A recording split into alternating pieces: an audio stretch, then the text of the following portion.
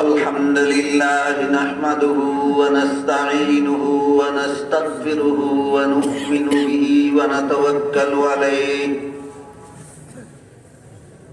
ونعوذ بالله من شرور أنفسنا ومن سيئات أعمالنا من يهده الله فلا مضل له ومن يضلله فلا هادي له ونشهد أن لا إله إلا الله وحده لا شريك له ونشهد أن سيدنا ونبينا ومولانا محمدا عبده ورسوله صلى الله تعالى عليه وعلى آله وأصحابه وبارك وسلم أما بعد فأعوذ بالله من الشيطان الرجيم بسم الله الرحمن الرحيم فلولا نفر من كل فرقة منهم طائفة ليتفقهوا في الدين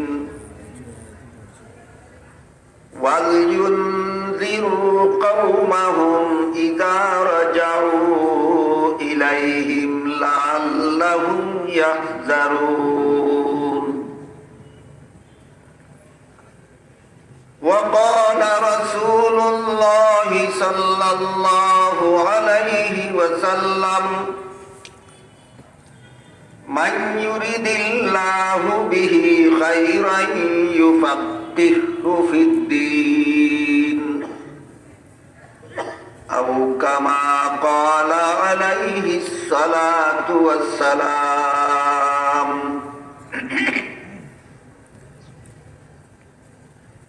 হযরত উলামায়ে কেরাম,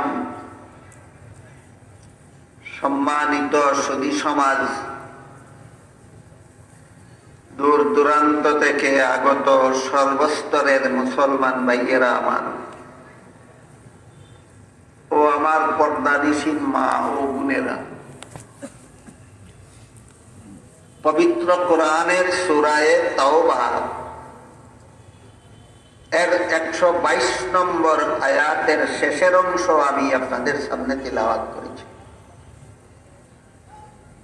তাতে আল্লাহ পাক রব্বুল আলামিন আমাদের নির্দেশ দিয়ে বলেন, তোমরা কিছু মুসলমানেরা তাফাক্কুহ ফিদ্দীন হাসিল করার জন্য বের হয়ে যাও। এই দুটি শব্দ আমি কোরআন হাদিসের ভাষাতেই বললাম, তাফাক্কুহ ফিদ্দীন। আরবি ভাষা নিয়ে যারা লেখাপড়া করেননি তারা হয়তো না বুঝতে না পারেন,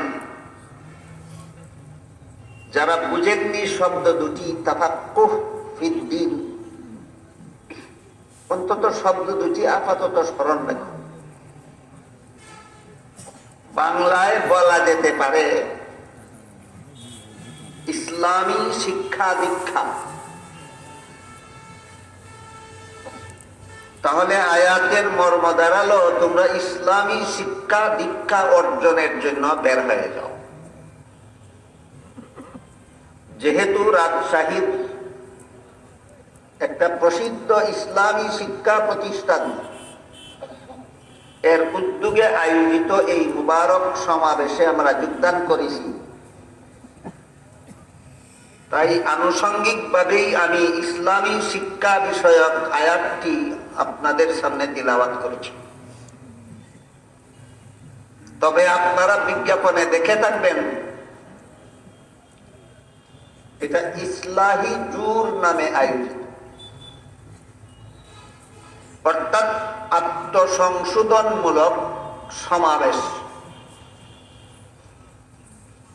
এই আত্মসংশোধন এর কাজটা ইসলামী শিক্ষার 3 ভাগের 1 ভাগ। সর্বমোট 3 প্রকার শিক্ষা হলো ইসলামী শিক্ষা। এর বাইরে কোনো ইসলামী শিক্ষা নেই। একটা হলো ইলমে আকাইদ, আরেকটা হলো ইলমে ফিকহ, আরেকটা হলো ইলমে তাজকিয়া বা ইলমে তাসাউফ। এই 3 প্রকার ইলমই হলো ইসলামী শিক্ষা। এর মধ্যে প্রথমটার সম্পর্ক আকীদা বিশ্বাসের সাথে, দ্বিতীয় প্রকার ইলমের সম্পর্ক আমলের সাথে, আর তৃতীয় ইলমের সম্পর্ক ইসলাহে নফসের সাথে। সুতরাং ইসলামী শিক্ষা নিয়ে যদি আলোচনা হয় তাহলে কি আত্মসংশোধন বাদ পড়ে? তাই ইনশাআল্লাহ ধারাবাহিকভাবে আপনারা কথাগুলি শুনলে আশা করি এর ভিতরে ইসলাহি জুন, আত্মসংশোধনমূলক আলোচনাও ইনশাআল্লাহ পেয়ে যাবেন। আয়াতে আল্লাহ নির্দেশ দিয়েছেন তোমরা তাফাক্কুহ ফিদ্দীন হাসিল করার জন্য বের হয়ে যাও। এখানে প্রধান শব্দ দুটি, একটি হইল দ্বীন আর একটি হইল তাফাক্কুহ। প্রথমে আমি আপনাদের সামনে তুলে ধরার চেষ্টা করব আমাদের দ্বীন বলতে কি বোঝায়। তারপরে আমি আপনাদের সামনে তুলে ধরার চেষ্টা করব তাফাক্কুহ ফিদ্দীন বলতে কি বোঝায়। বাস মাত্র দুটি জিনিস আজকের আলোচ্য বিষয়, দ্বীন এবং তাফাক্কুহ ফিদ্দীন। পবিত্র কোরআনের বিভিন্ন আয়াতে আল্লাহ পাক রব্বুল আলামিন দ্বীন শব্দটি ব্যবহার করেছেন, একই অর্থে নয়, বিভিন্ন অর্থে। বুঝে থাকলে একটু দয়া করে বলুন তো, দ্বীন শব্দটিকে আল্লাহ কোরআনের সবগুলি আয়াতে একই অর্থে ব্যবহার করেছেন না ভিন্ন ভিন্ন অর্থে? এই কারণে অনেক মুসলমান এক কথাই বলতে পারে না যে আমার দ্বীন বলতে কি বোঝায়, অথচ সমস্ত মুসলমানের জানা থাকা দরকার যে আমার দ্বীন বলতে কি বোঝায়। তাই প্রথমে আমি আপনাদের সামনে কোরআনের বিভিন্ন আয়াতের উদাহরণ পেশ করার চেষ্টা করব, যার মাধ্যমে আপনারা বুঝতে পারেন যে কোরআনের দ্বীন শব্দ সবগুলি আয়াতে একই অর্থে ব্যবহৃত নয়, বিভিন্ন আয়াতে বিভিন্ন অর্থে ব্যবহৃত। তারপরে আমি আপনাদের সামনে তুলে ধরার চেষ্টা করব যে সামগ্রিকভাবে আমাদের দ্বীন বলতে কি বোঝায়, দ্বীনের পরিপূর্ণ সংজ্ঞাটা কি, দ্বীনের কমপ্লিট ডেফিনেশনটা কি, দ্বীনের মুকাম্মাল তারিফ, ওইটা একটু পরে ইনশাআল্লাহ তুলে ধরার চেষ্টা করব। পবিত্র কোরআনের যে আয়াতে আল্লাহ সর্বপ্রথম দ্বীন শব্দটি ব্যবহার করেছেন সেটি হলো সূরাতুল ফাতিহার 3 নম্বর আয়াত। এখানে আল্লাহ বলেছেন মালিকি ইয়াউমিদ্দিন। এই আয়াতে আল্লাহ দ্বীন শব্দটিকে কর্মফল অর্থে ব্যবহার করেছেন। মালিকি ইয়াউমিদ্দিন আয়াতের শব্দার্থ হলো কর্মফল দান দিবসের মালিক আল্লাহ, মর্মার্থ হলো কিয়ামতের দিনের মালিক আল্লাহ। যেহেতু কিয়ামতের দিন সমস্ত জগৎবাসী মানুষের সারা জীবনের কর্মফল দেওয়া হবে, এই জন্য কিয়ামতের দিনকে আল্লাহ এই আয়াতে কর্মফল দেওয়ার দিন নামে আখ্যায়িত করেছে। মোট কথা মালিক ইয়াউমিদ্দিন আয়াতে দ্বীন শব্দের অর্থ কর্মফল। ভুলে যাবেন না, সামনের কথাগুলি বুঝার সুবিধার্থে। তারপর দেখুন সূরাতুল বাকারার 256 নম্বর আয়াতে আল্লাহ বলেছেন লা ইকরাহা ফিদ্দীন। এখানে দ্বীন অর্থ কর্মফল নয়, এখানে দ্বীন শব্দটাকে আল্লাহ ধর্ম অর্থে ব্যবহার করেছে। আয়াতের অর্থ হলো ধর্মের বেলায় ফল প্রয়োগ চলবে না। অর্থাৎ সমস্ত ধর্মাবলম্বীরাই আপন আপন ধর্ম পালনে স্বাধীন। তাহলে সূরাতুল বাকারার 256 নম্বর আয়াতে দিন শব্দটাকে আল্লাহ কর্মফল অর্থে ব্যবহার করলেন না ধর্ম অর্থে? এখানে দিন অর্থ ধর্ম। দুনিয়াতে যে যে ধর্মই পালন করুক তার ধর্ম পালনে বাধা দেওয়া যায়। সমস্ত ধর্মাবলম্বীরাই আপন আপন ধর্ম পালনে স্বাধীন। যেমন ভাবে পরীক্ষার হলে পরীক্ষার্থী ছাত্ররা প্রশ্নের জবাব সঠিক লেখুক আর ভুল লেখুক, লেখার বেলায় স্বাধীন। তবে ভুল লেখার দ্বারা ফাঁস করবে না সেটাও জানাশোনা কথা। ভুল লেখলে পাশ করবে না, তারপরও ভুল লেখলে বাধা দেওয়ার নিয়ম নাই। ঠিক তেমনি ভাবে দুনিয়াতে সমস্ত ধর্মাবলম্বীরাই আপন আপন ধর্ম পালনে স্বাধীন। কিন্তু যে কোনো ধর্ম পালন করলে আল্লাহর কাছে মুক্তি পাবে না, তাহলে স্বাধীন কেন? নিয়ম রক্ষার জন্য স্বাধীন।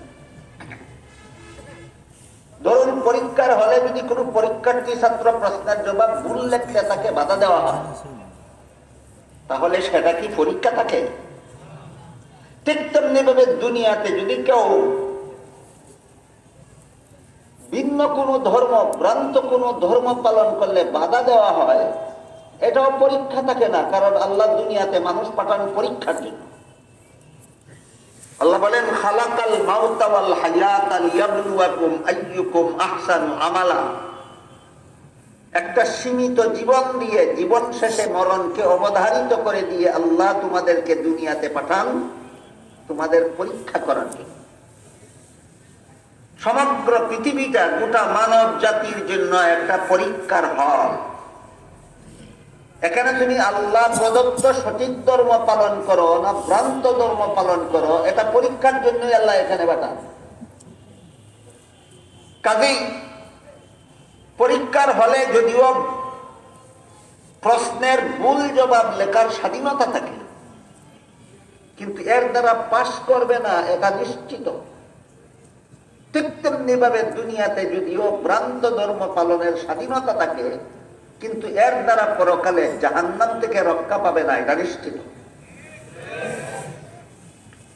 এ মর্মে আল্লাহ পাক রব্বুল আলামিন পবিত্র কোরআনের সূরা আলে ইমরানের 85 নম্বর আয়াতে বলেন,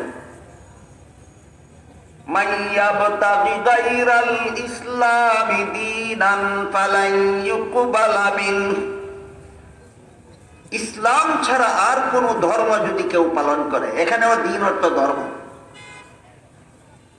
সূরা আলে ইমরানের 85 নম্বর আয়াতেও দ্বীন অর্থ ধর্ম। আল্লাহ বলেন ইসলাম ছাড়া আর কোন ধর্ম যদি কেউ পালন করে, তাহলে কখনো তার ধর্ম আল্লাহর কাছে গ্রহণযোগ্য হবে না। কথা পরিষ্কার। কিন্তু তারপরও সূরাতুল বাকারার 256 নম্বর আয়াতে বলে দিয়েছেন লা ইকরাহা ফিদ্দীন, ধর্মের বেলায় বল প্রয়োগ চলবে না, সমস্ত ধর্মাবলম্বীরা আপন আপন ধর্ম পালনে স্বাধীন। বুঝে থাকলে এবার একটু দয়া করে বলুন তো, সব ধর্মই আল্লাহর কাছে গ্রহণযোগ্য হওয়ার কারণে পালনের স্বাধীনতা দিয়েছেন না নিয়ম রক্ষার জন্য? পরীক্ষার হলের ছাত্রদের মতো ভুল লেখলেও লেখার স্বাধীনতা আছে, গ্রহণযোগ্যতার কারণে না নিয়ম রক্ষার জন্য? দুনিয়াতে সব ধর্ম পালনের স্বাধীনতা আছে, গ্রহণযোগ্যতার কারণে নয়, নিয়ম রক্ষার জন্য। এই সুযোগে যদি পরীক্ষার হলে কোন ছাত্র ইচ্ছা মতো প্রশ্নের জবাব ভুল লেখে, তাহলে যেভাবে তার কপালে ঘোড়ার ডিম ছাড়া আর কিছু নাই, ঠিক তেমনি ভাবে এই সুযোগে যদি কেউ দুনিয়াতে ইসলাম ছাড়া আর কোন ধর্ম পালন করে, তার কপালে অপরকালে জাহান্নাম ছাড়া আর কিছু নাই। এটা একটা আনুষঙ্গিক কথা, আমার মূল কথা সেটা নয়। আমার মূল কথা হলো সূরাতুল বাকারার সূরাতুল ফাতিহার 3 নম্বর আয়াতে আল্লাহ দ্বীন শব্দকে কর্মফল অর্থে ব্যবহার করেছেন। সূরাতুল বাকারার 256 নম্বর আয়াতে আল্লাহ দ্বীন শব্দকে ধর্ম অর্থে ব্যবহার করেছেন। সূরা শূরা এর 13 নম্বর আয়াতে আল্লাহ বলেন আকিমুদ্দিন। এখানে দিন অর্থ কর্মফল নয়, দিন অর্থ ধর্মও নয়। এখানে দিন শব্দকে আল্লাহ ইসলামের বিশুদ্ধ আকীদা বিশ্বাস অর্থে ব্যবহার করেছেন। আকিমুদ্দিনের মর্ম হলো তোমরা ইসলামের সহি আকীদায় অটল থাকো। বুঝে থাকলে একটু দয়া করে বলুন তো, সূরা শুরার 13 নম্বর আয়াতে দিন অর্থ কি? ইসলামের সহি শুদ্ধ আকীদা। আবার দেখুন সূরা মায়েদার 3 নম্বর আয়াতে আল্লাহ বলেন আল ইয়াউমা আকমালতু লাকুম দীনাকুম। এখানে দিন অর্থ কর্মফল নয়, দিন অর্থ ধর্মও নয়, দিন অর্থ সহি আকীদাও নয়। এখানে আল্লাহ দিন শব্দটাকে ব্যবহার করেছেন ইসলামের বিধিবিধান বুঝাবার জন্য, ইসলামের বিধিবিধান পরিপূর্ণ করে। এই পর্যন্ত যে কথাগুলি আমি বলেছি, যারা মনোযোগ দিয়ে শুনেছেন এবং বুঝতে পেরেছেন, সামনের কথাগুলি বুঝার সুবিধার্থে আপনারা একটু দয়া করে বলবেন সূরাতুল ফাতিহার 3 নম্বর আয়াতে দিন অর্থ কি? সূরাতুল বাকারার 256 নম্বর আয়াতে দিন অর্থ কি?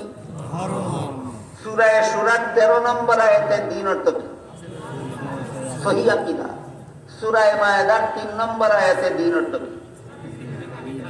এখন যদি আপনাকে কেউ জিজ্ঞাসা করে তোমার দিন বলতে তুমি কি বুঝো, তাহলে কি জবাব দেবে? এটা একটা বিভ্রান্তি থাকে, তো একটু চেপে জানার তারা পিছন দিকে। এই জন্য আমি বলেছিলাম যে প্রথমে আমি আপনাদের সামনে কতগুলি উদাহরণ পেশ করব, যার মাধ্যমে আপনারা বুঝতে পারেন যে দিন শব্দটাকে আল্লাহ কোরআনের সবগুলি আয়াতে একই অর্থে ব্যবহার করেননি, বিভিন্ন আয়াতে বিভিন্ন অর্থে ব্যবহার করেছেন। এরপরে বলেছিলাম আমি আপনাদের সামনে তুলে ধরব দিন বলতে, এক কথায় আমার দিন বলতে কি বোঝায়, যার অন্তর্ভুক্ত থাকবে সবগুলি অর্থ। সেই অর্থে দিন বলতে কি বোঝায়, এই প্রশ্নের জবাব পাওয়া যায় রাসূল করিম সাল্লাল্লাহু আলাইহি ওয়াসাল্লামের একটি হাদিসে। হাদিসটাকে মুহাদ্দিসিনে কেরামের পরিভাষায় হাদিসে জিবরিল বলা হয়। হযরত জিবরিল ফেরেশতা একজন অচেনা মানুষের আকৃতি ধারণ করে রাসূল করিম সাল্লাল্লাহু আলাইহি ওয়াসাল্লামের খেদমতে এসেছিলেন। রাসূল তখন কয়েকজন সাহাবাদেরকে নিয়ে বসা ছিলেন। জিবরিল রাসূলের মুখোমুখি হয়ে বসলেন এবং রাসূলকে কতগুলি প্রশ্ন করে চলে গেলেন। চলে যাওয়ার পর রাসূল উপস্থিত সাহাবাদের জিজ্ঞেস করলেন, তোমরা কি এই আগন্তুক লোকটাকে চিনতে পেরেছ? সাহাবাগণ বলেন, আমরা চিনতে পারি। রাসূল বলেন, হুয়া জিবরিলু আতাকুম ইউআল্লিমুকুম দীনাকুম। ইনি জিবরিল ফেরেশতা এসেছিলেন তোমাদের সামনে আমার সাথে প্রশ্নোত্তরের মাধ্যমে তোমাদেরকে তোমাদের দ্বীন শিক্ষা দেওয়ার জন্য। সুতরাং এই হাদিসে জিবরিল যত প্রশ্ন করেছিলেন, রাসূল যার যত জবাব দিয়েছিলেন, সবগুলির সমষ্টি হলো আমাদের দ্বীন। রাসূলের হাদিসে জিবরিলে আমাদের দ্বীনের পরিপূর্ণ সংজ্ঞা পাওয়া যায়। হাদিসে জিবরিলে আমাদের দ্বীন কোন জিনিসের নাম তার সঠিক জবাব পাওয়া যায়, যার অন্তর্ভুক্ত থাকে বিভিন্ন আয়াতে ব্যবহৃত সবগুলি অর্থ। এই দ্বীনের সাথে সম্পর্কিত এই হাদিসের সর্বমোট প্রশ্ন হলো 3টা, বাকিগুলি এর শাখা প্রশাখা, এর বহির্ভূত কিছু নয়। মূল প্রশ্ন হলো দ্বীন সম্পর্কিত, মূল প্রশ্ন ছিল 3টা। 1 নম্বর প্রশ্ন ছিল জিবরিল ফেরেশতা রাসূলকে জিজ্ঞেস করেছিলেন, মাল ঈমান, ঈমান কাকে বলে? জবাবে রাসূল করিম সাল্লাল্লাহু আলাইহি ওয়াসাল্লাম ঈমানের 6টি মূল কথা বলে দিলেন। ঈমানের মূল কথা 6টি। যারা কোরআন হাদিস নিয়ে লেখাপড়া করেননি তারা সেই 6 কথা পাবেন কোথায়? বিশ্বাস করে ঈমানদার হবেন কিভাবে? এজন্য উলামায়ে কেরাম তাদের জন্য, যারা কোরআন হাদিস নিয়ে লেখাপড়া করেননি, তারাও যাতে অতি সহজে ঈমান হাসিল করতে পারেন, সেই জন্য উলামায়ে কেরাম হাদিসে জিবরিলের বর্ণিত 6টি কথা একটি কলেমার অন্তর্ভুক্ত করে দিয়েছে। কলেমাটার নাম হলো ইমানে মুফাসসাল।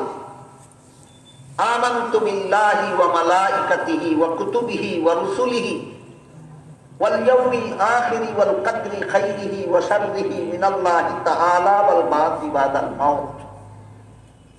এর অর্থ হলো আমি আল্লাহকে বিশ্বাস করলাম, আমি বিশ্বাস করলাম আল্লাহর ফেরেশতাগণকে, আমি বিশ্বাস করলাম আল্লাহর নাযিলকৃত আসমানি কিতাবগুলি, আমি বিশ্বাস করলাম আল্লাহর প্রেরিত নবী রাসূলগণকে, আমি বিশ্বাস করলাম আল্লাহর নির্ধারিত তকদীর বা ভাগ্য তালিকা, আমি বিশ্বাস করলাম মরণ পরবর্তী পুনর্জীবন, পুনরুত্থান এবং পরকালীন চিরস্থায়ী জীবন।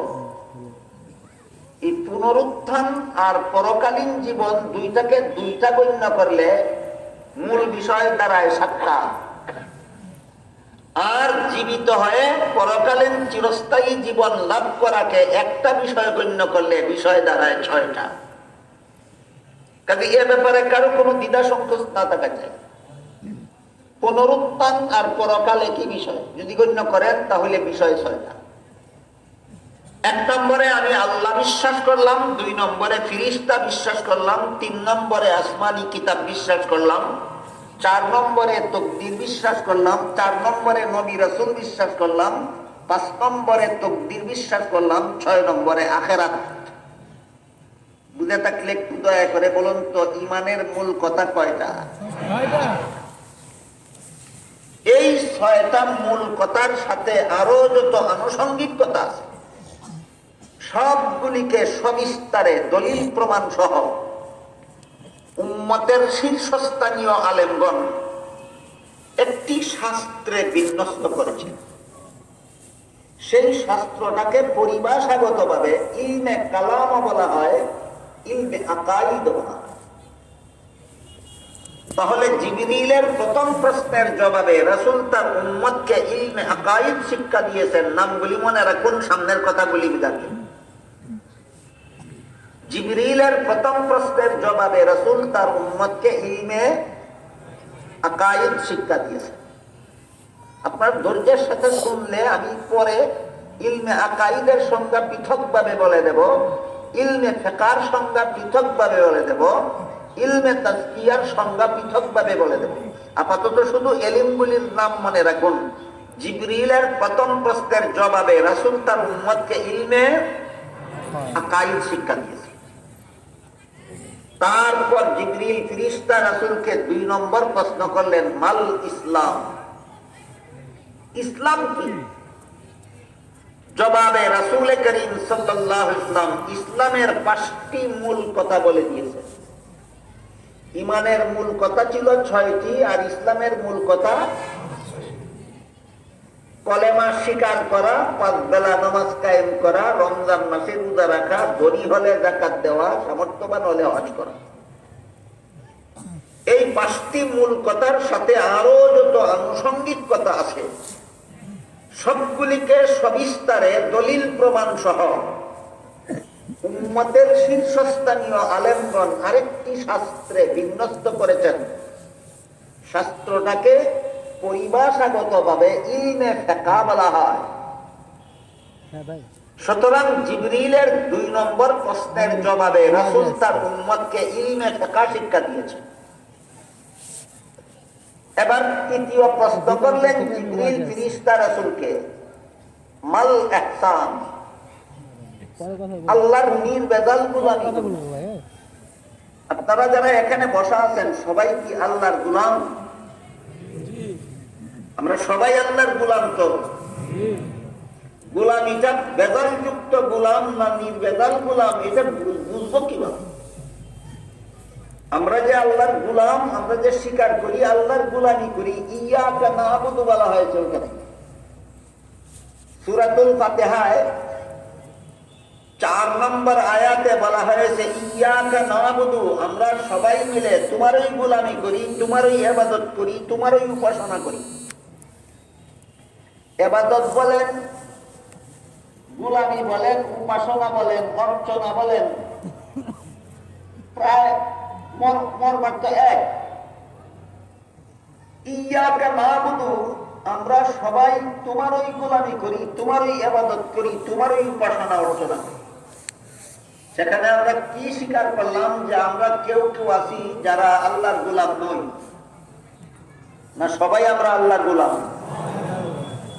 সমস্ত মুসলমান ওইখানে স্বীকৃতি দিয়ে এসেছে যে আমরা সবাই আল্লাহর গোলাম।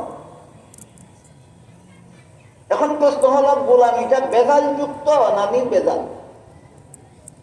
তাই জিবরিল দ্বিতীয় প্রশ্নে জিজ্ঞাসা করলেন, মাল ইহসান, আল্লাহর নির্বেজাল ইবাদত কোনটা, আল্লাহর নির্বেজাল গোলামি কোনটা? জবাবে রাসূল করিম সাল্লাল্লাহু আলাইহি ওয়াসাল্লাম এই নির্বেজাল গোলামিকে এই হাদিসে ইহসান বলা হয়েছে। ইহসান। জবাবে রাসূল করিম সাল্লাল্লাহু আলাইহি ওয়াসাল্লাম নির্বেজাল গোলামি বা ইহসানের দুটি মূল কথা বলে দিয়েছেন। ইমানের মূল কথা 6টি, ইসলামের মূল কথা 5টি, আর আল্লাহর নির্বেজাল গোলামির মূল কথা 2টি। মনে রাখতে পারবেন? ইমানের মূল কথা, ইসলামের মূল কথা, আর আল্লাহর নির্বেজাল গোলামির মূল কথা 2টি। বিবরণ দিয়ে আল্লাহর রাসূল বলেন, আনতা আবুদাল্লাহা কাআন্নাকা তারাহু ফাইন লাম তাকুন তারাহু ফাইন্নাহু ইয়ারাক। এটার শাব্দিক অর্থ করলে আপনাদের অনেকের জন্য বুঝাইতে কঠিন হতে পারে। এজন্য আমি সরল বাংলায় মর্মার্থটা বলি।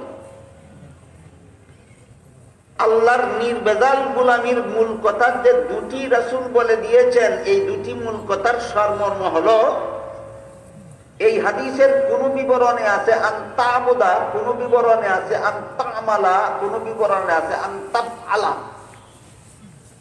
সবগুলি বিবরণের সারমর্ম হলো,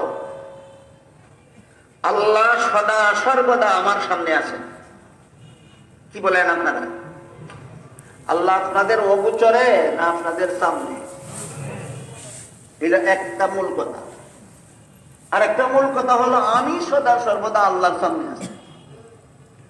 আল্লাহ আমার সামনে আছেন, আমিও আল্লাহর সামনে আছি। এই 2টা মূল কথা। আল্লাহ আছেন আমার সামনে, আমি আছি আল্লাহর সামনে। এই হলো আল্লাহর নির্বেজাল গোলামির 2টা মূল কথা।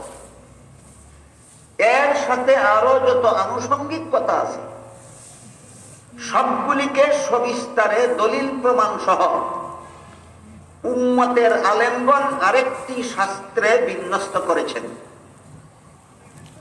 পরিভাষাগতভাবে সেই শাস্ত্রটাকে ইলমে তাজকিয়াও বলা হয়, ইলমে তাসাউফও বলা হয়। কিছু মানুষ আছে যারা ইলমে তাসাউফকে বিদআত বলে।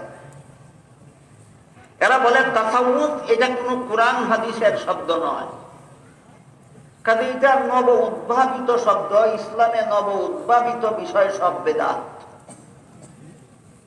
এদের ভ্রান্তি হলো এখানে যে একটা হলো কোরআন হাদিসের শব্দ, আর একটা হলো আঞ্চলিক ভাষায় তার অর্থ। যেমন ধরুন, নামাজ কোরআন হাদিসের ব্যবহৃত শব্দ নয়। কোরআন হাদিসের ব্যবহৃত শব্দ হলো সালাত। আমরা এটাকে নামাজ নাম দিয়েছি। কোরআন যেইটাকে সালাত বলে, আমরা সেটাকেই নামাজ বলি। রোজা কোরআন হাদিসের ব্যবহৃত শব্দ নয়। কোরআন হাদিসের ব্যবহৃত শব্দ হলো সওম। আমরা নাম দিয়েছি রোজা। আল্লাহ কোরআনে সওম বলে যা বুঝিয়েছেন, আমরা রোজা বলতে তাই বুঝাই। ঠিক তেমনি ভাবে বেহেশত কোরআন হাদিসের শব্দ নয়। কোরআন হাদিসের ভাষায় বলে জান্নাত, আমাদের ভাষায় বলি বেহেশত। দুজখ কোরআন হাদিসের শব্দ নয়। কোরআন হাদিসের শব্দ হইল জাহান্নাম, আমরা নাম দিয়েছি দুজখ।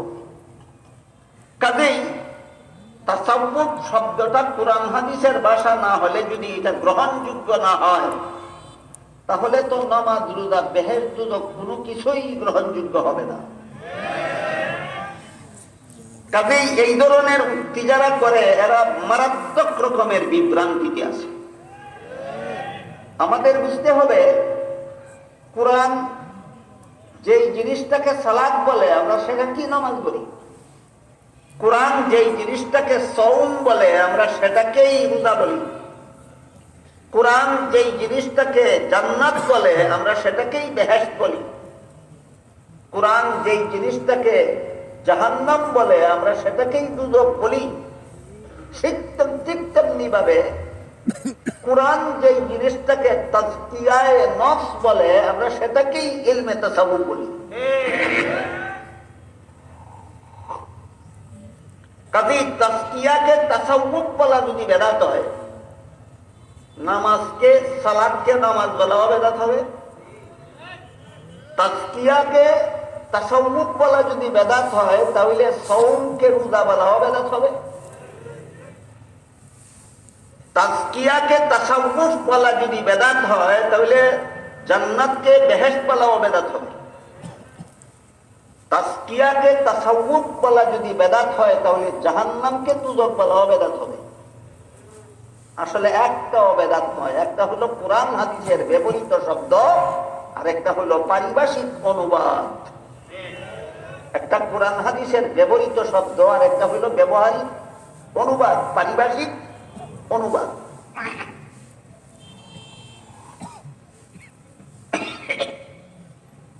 জিবরিলের ৩ নম্বর প্রশ্নের জবাবে রাসূল করিম সাল্লাল্লাহু আলাইহি ওয়াসাল্লাম উম্মতকে ইলমে তাজকিয়া, তাসাউফকে যদি কেউ বেদাত মনে করেন তাহলে শব্দটাই বাতিল হবে। এটার আরেকটা নাম আছে ইলমে তাজকিয়া। জিবরিলের ৩ নম্বর প্রশ্নের জবাবে রাসূল তার উম্মতকে ইলমে তাজকিয়া শিক্ষা দিলেন। তাজকিয়া কিন্তু কোরআনে আছে, তাজকিয়া সরাসরি কোরআনে আছে। আল্লাহ পাক রব্বুল আলামিন সূরা শামসের মধ্যে অনেকগুলি কসম খেয়ে তাজকিয়া কথাটা বলেছেন।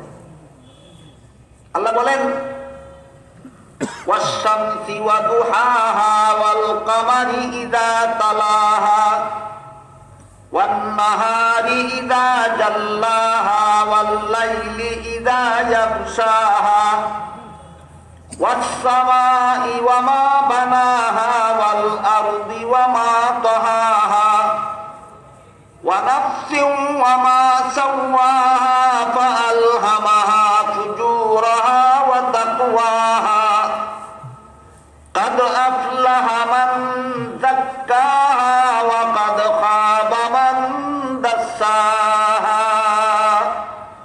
এখানে আল্লাহ বলেন আমি সূর্যের কসম খেয়ে বলছি, আমি সূর্যের আলোর কসম খেয়ে বলছি,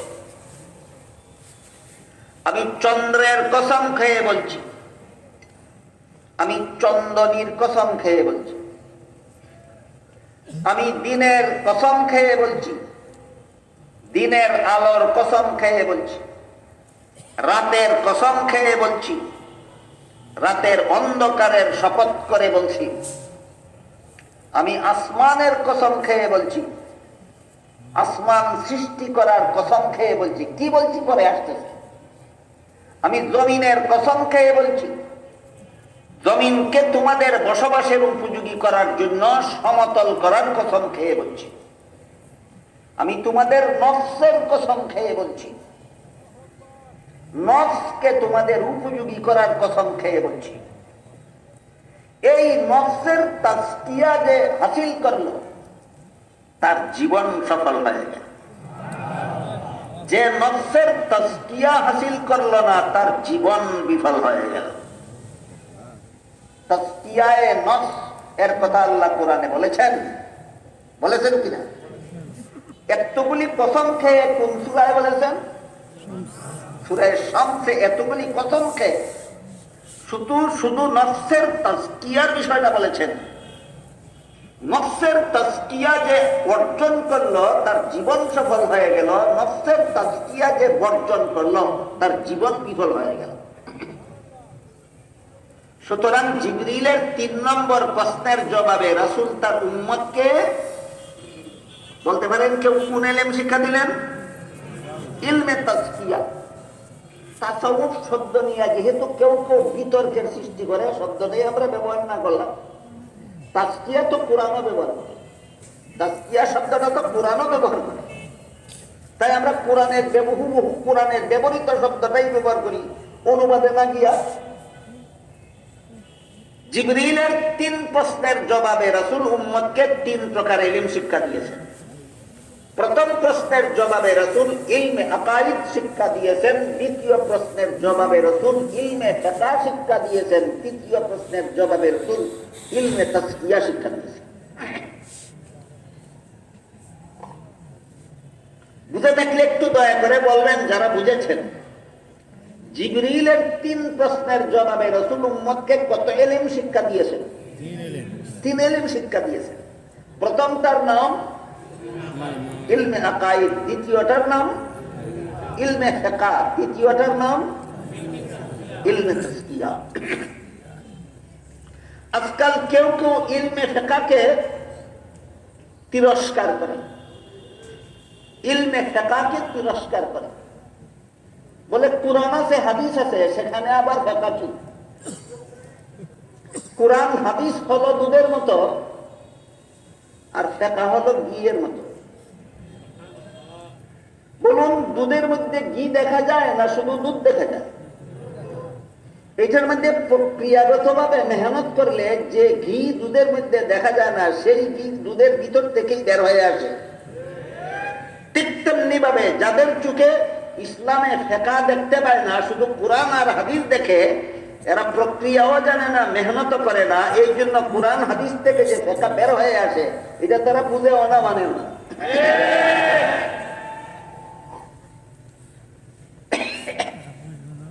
বহু হাদিসে ফিকহ শব্দ ব্যবহার করা হয়েছে, কুরআনের বিভিন্ন আয়াতে ফিকহ শব্দ ব্যবহার করা হয়েছে। যদি ফিকহ না মানলে যত আয়াতে ফিকহ শব্দ ব্যবহৃত সবগুলি আয়াতের অমান্য হয়, ফিকহ না মানলে যত হাদিসে ফিকহ শব্দ ব্যবহৃত হয়েছে সবগুলি হাদিস অমান্য করা হয়। এক হাদিসে রাসূল বলেন, নাযযারাল্লাহু রাআন সামিয়া মাকালাতি ফাহাফিযহা ওয়া ওয়াআহা সুম্মা আদ্দাহা কামা সামিয়া ফারুব্বা হামিলি ফাকহিন, এই যে ফাকহ, ফারুব্বা হামিলি ফাকহিন ইলা গায়রি ফাকিহিন ওয়া রুব্বা হামিলি ফাকহিন ইলা মান হুয়া আফকাহু মিনহু আও কামা ক্বালা আলাইহিস সালাতু ওয়াস সালাম। বলুন তো রাসূলের হাদিসে ফিকহ শব্দ উল্লেখিত আছে কিনা? আপনি যদি বলেন আমি ফিকহ মানি না, তাহলে হাদিসটা মানলেন কোথায়? বিষয়টা কি বুঝাতে পেরেছি? সুতরাং জিবরিলের 3 প্রশ্নের জবাবে রাসূল তার উম্মতকে 3 প্রকার ইলম শিক্ষা দিলেন। প্রথমটার নাম ইলমে আকাইদ, দ্বিতীয়টার নাম ইলমে ফিকহ, তৃতীয়টার নাম ইলমে তাসকিয়া। 3টা ইলমের নাম মনে রাখুন, ইলমে আকাইদ, ইলমে ফিকহ, ইলমে তাসকিয়া। এবার 3 প্রকার ইলমের সংজ্ঞা। ইসলামের যে সমস্ত বিধিবিধান শুধুমাত্র অন্তরে বিশ্বাস করতে হয়, আমল করা বা পালন করার ব্যাপার নয়, সেগুলি জানার নাম ইলমে আকাইদ। যেমন আল্লাহ আছেন, অন্তরে বিশ্বাস করতে হয়। আল্লাহ একজন, অন্তরে বিশ্বাস করতে হয়। আল্লাহ লা শরীক, অন্তরে বিশ্বাস করতে হয়। মুহাম্মদুর রাসূলুল্লাহ সাল্লাল্লাহু আলাইহি ওয়াসাল্লাম সর্বশেষ নবী, অন্তরে বিশ্বাস করতে হয়। সর্বশ্রেষ্ঠ মর্যাদার অধিকারী, অন্তরে বিশ্বাস করতে হয়। বুঝে থাকলে এবার বলুন, ইসলামের যে সমস্ত বিধিবিধান শুধুমাত্র অন্তরে বিশ্বাস করতে হয়, পালনীয় বা আমল করার মতো নয়, এই সমস্ত বিধিবিধান জানার নাম কোন ইলম? ইলমে আকাইদ। আর ইসলামের যে সমস্ত বিধিবিধান শুধুমাত্র বিশ্বাস করলে চলে না, শরীরের বাহ্যিক অঙ্গ প্রত্যঙ্গের দ্বারা পালনও করতে হয়। যেমন ওযুর 4 ফরজ বিশ্বাস করলেই চলে না, হাত মুখ ধুইতে হয়। নামাজের 13 ফরজ বিশ্বাস করলেই চলে না, নিয়ম মতো রুকু সিজদা করতে হয়। রমজান মাসের রোজা ফরজ বিশ্বাস করলেই হয় না, সারাদিন রোজার নিয়তে উপবাস পালন করতে হয়। তাইলে ইসলামের যে সমস্ত বিধিবিধান শুধু বিশ্বাস করলে চলে না, শরীরের বাহ্যিক অঙ্গ প্রত্যঙ্গের দ্বারা পালনও করতে হয়, সেগুলি জানার নাম ইলমে ফিকহ। সেগুলি জানার নাম ইলমে ফিকহ। আর ইসলামের যে সমস্ত বিধিবিধান বিশ্বাস করলেই শুধু চলে না, বাহ্যিক অঙ্গের দ্বারা পালন করা যায় না। যেই অন্তর দ্বারা কথা বিধানগুলি বিশ্বাস করতে হয়, সেই অঙ্গটার দ্বারা পালন করতে হয়। অঙ্গটার নাম অন্তর। ইসলামের কিছু বিধান আছে, এগুলি অন্তরের দ্বারা বিশ্বাস করতে হয়, অন্তরের দ্বারাই পালন করতে হয়। ওই বিধানগুলি জানার নাম ইলমে তাসকিয়া। ওই বিধানগুলি জানার নাম। এবার বুঝে থাকলে একটু দয়া করে বলবেন, জিবরিলের 3 প্রশ্নের জবাবে রাসূল তার উম্মতকে কত ইলম শিক্ষা দিলেন? ইলমে আকাইদ, ইলমে ফিকহ, ইলমে তাসকিয়া শিক্ষা দেওয়ার পরে বললেন, হুয়া জিবরিলু আতাকুম ইউআল্লিমুকুম দীনাকুম। জিবরিল এসেছিলেন আমার সাথে প্রশ্নোত্তর করার মাধ্যমে তোমাদেরকে তোমাদের দ্বীন শিক্ষা দেওয়ার জন্য। পরিষ্কার হয়ে গেল 3 প্রকার এলেমের নাম, 3 প্রকার এলেমের সমষ্টির নাম আমাদের দ্বীন। কত প্রকার এলেমের সমষ্টির নাম আমাদের দ্বীন? ইলমে আকাইদ, ইলমে ফিকহ, ইলমে তাসকিয়া, 3 প্রকার এলেমের সমষ্টি হলো আমাদের দ্বীন। এই যে দ্বীনের পরিপূর্ণ সংজ্ঞা এখানে দেওয়া হলো, এর ভিতরে যত আয়াতে দ্বীন শব্দকে যত অর্থে ব্যবহার করা হয়েছে, সবগুলি অর্থ এই সংজ্ঞার ভিতরে বিদ্যমান। রাসূলের যত হাদিসে দ্বীন শব্দকে যত অর্থে ব্যবহার করা হয়েছে, সবগুলি অর্থ এই দ্বীনের পরিপূর্ণ সংজ্ঞার ভিতরে বিদ্যমান। সুতরাং মুমিন মুসলমানের দ্বীন কাকে বলে, এর কমপ্লিট এর পরিপূর্ণ সংজ্ঞা হইল, এর কমপ্লিট ডেফিনেশন হলো হাদিসে জিবরিল। আমাদের দ্বীন বলতে কি বোঝায়, তার পরিপূর্ণ সংজ্ঞা হইল হাদিসে জিবরিল। আমাদের দ্বীন বলতে কি বোঝায়, তার কমপ্লিট ডেফিনেশন হলো হাদিসে জিবরিল। হাদিসে জিবরিলে রাসূল তার উম্মতকে 3 প্রকার ইলম শিক্ষা দিয়ে বলেছেন, এটার সমষ্টি তোমাদের দ্বীন। ইলমে আকাইদ, ইলমে ফিকহ, ইলমে তাসকিয়া, 3 প্রকার ইলমের সমষ্টি হলো আমাদের দ্বীন। আমি শুরুতে বলেছিলাম, আল্লাহ সূরা তাওবা এর 122 নম্বর আয়াতে নির্দেশ দিয়েছেন, মুসলমানেরা, তোমাদের কিছু সংখ্যক মুসলমান তাফাক্কুহ ফিদ্দীন হাসিল করার জন্য বের হয়ে যাও। সেখানে বলেছিলাম যে আগে আমাদের দ্বীন বুঝতে হবে, আমাদের দ্বীন বলতে কি বোঝায়, তারপরে বুঝবো আমরা তাফাক্কুহ ফিদ্দীন বলতে কি বোঝায়। এতক্ষণে বুঝলেন কিনা আমাদের দ্বীন বলতে কি বোঝায়? 3 প্রকার এলেমের সমষ্টির নাম আমাদের দ্বীন। 3 প্রকার এলেমের সমষ্টির নাম আমাদের দ্বীন। এর মধ্যে 3য় প্রকারের সাথে সম্পর্কিত আপনাদের বিজ্ঞাপনের শিরোনাম ইসলাহি যুগ। ইসলাহ শব্দের অর্থ সংশোধন, কিন্তু এখানে যে কোনো ধরনের সংশোধন বোঝানো হয়নি, আত্মার সংশোধন বোঝানো হয়েছে। কুরআন হাদিসের ভাষায় বলে তাসকিয়ায়ে নফস, আমাদের ভাষায় তার অর্থ বলা হয় আত্মার সংশোধন। মানুষের আত্মার মধ্যে কিছু ভুল ভ্রান্তি সৃষ্টি হয়, ওই সমস্ত ভুল ভ্রান্তির থেকে আত্মাকে সংশোধন করার নাম কুরআন হাদিসের ভাষায় তাসকিয়ায়ে নফস। আত্মার কি কি ভুল হয়, আত্মার ভুল কিভাবে সংশোধন করতে হয়, এইগুলি জানার নাম তাসকিয়া, এগুলি জানার নাম ইলমে তাসকিয়া। আত্মার ভুল এবং সংশোধন পদ্ধতি জানার নাম ইলমে তাসকিয়া। সুতরাং আত্মশুদ্ধির এলেম এটা আমাদের দ্বীনের 3 অংশের এক অংশ। ইলমে তাসকিয়া, ইলমে তাসাব্বুফ আমাদের দ্বীনের 3 অংশের এক অংশ। আমাদের পরিপূর্ণ দ্বীন 3টা ইলমের নাম, ইলমে আকাইদ, ইলমে ফিকহ, ইলমে তাসকিয়া। 3 ইলমের নাম যদি আমাদের 3 ইলমের সমষ্টি যদি আমাদের দ্বীন হয়, তাহলে ইলমে তাসকিয়া বা ইলমে তাসাউফ আমাদের দ্বীনের কত ভাগের কত ভাগ? 3 ভাগের 1 ভাগ। ইলমে তাসকিয়া আমাদের দ্বীনের 3 ভাগের 1 ভাগ। সুতরাং ইলমে তাসকিয়া যদি আপনি মানেন না, ইলমে তাসাউফকে যদি আপনি অস্বীকার করেন, এখানেই আপনার দ্বীনের 1/3 নিজে নিজেই ধ্বংস করে দিলেন। এই জন্য আমার মনে হয় প্রতিষ্ঠানের পক্ষ থেকে এই বিষয়টার উপর একটু গুরুত্ব দিয়ে আলোচনা করার জন্য, যাতে ইলমে আকাইদের আলোচনা মোটামুটি, ইলমে ফিকহের আলোচনা মোটামুটি, কিন্তু ইলমে তাজকিয়ার আলোচনার যেন বিস্তারিত হয়, এজন্য মনে হয় প্রতিষ্ঠানের পক্ষ থেকে আত্মশুদ্ধিমূলক সমাবেশ নাম দেওয়া হয়েছে, ইসলাহি জুর নামে নামকরণ করা হয়েছে। কাজেই আমি এবার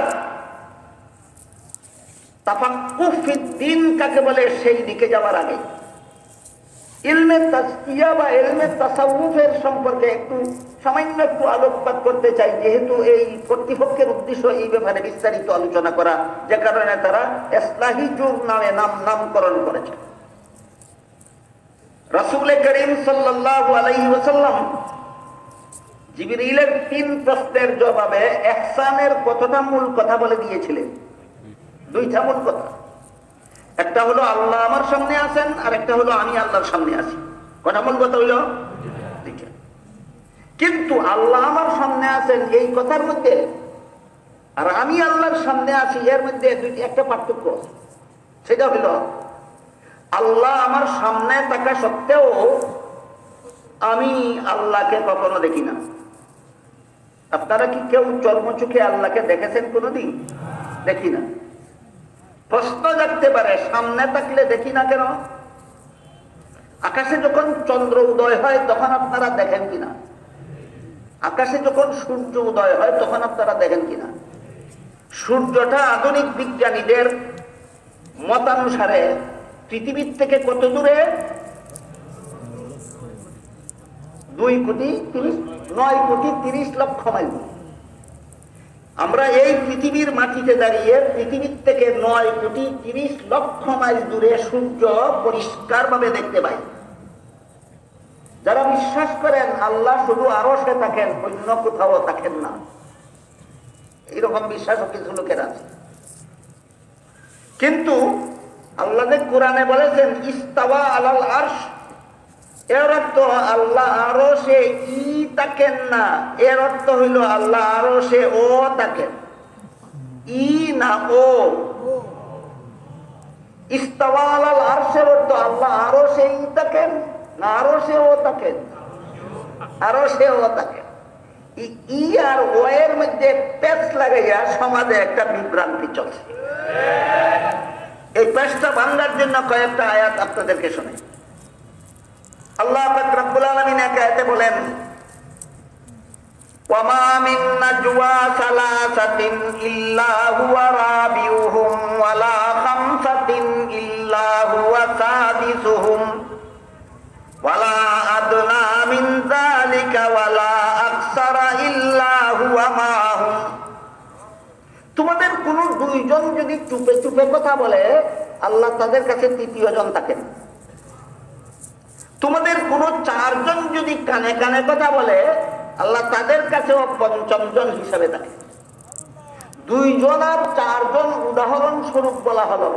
2 জনের কম লোক যেখানে থাকে সেখানেও আল্লাহ থাকেন, 4 জনের বেশি লোক যেখানে থাকে সেখানেও আল্লাহ থাকেন।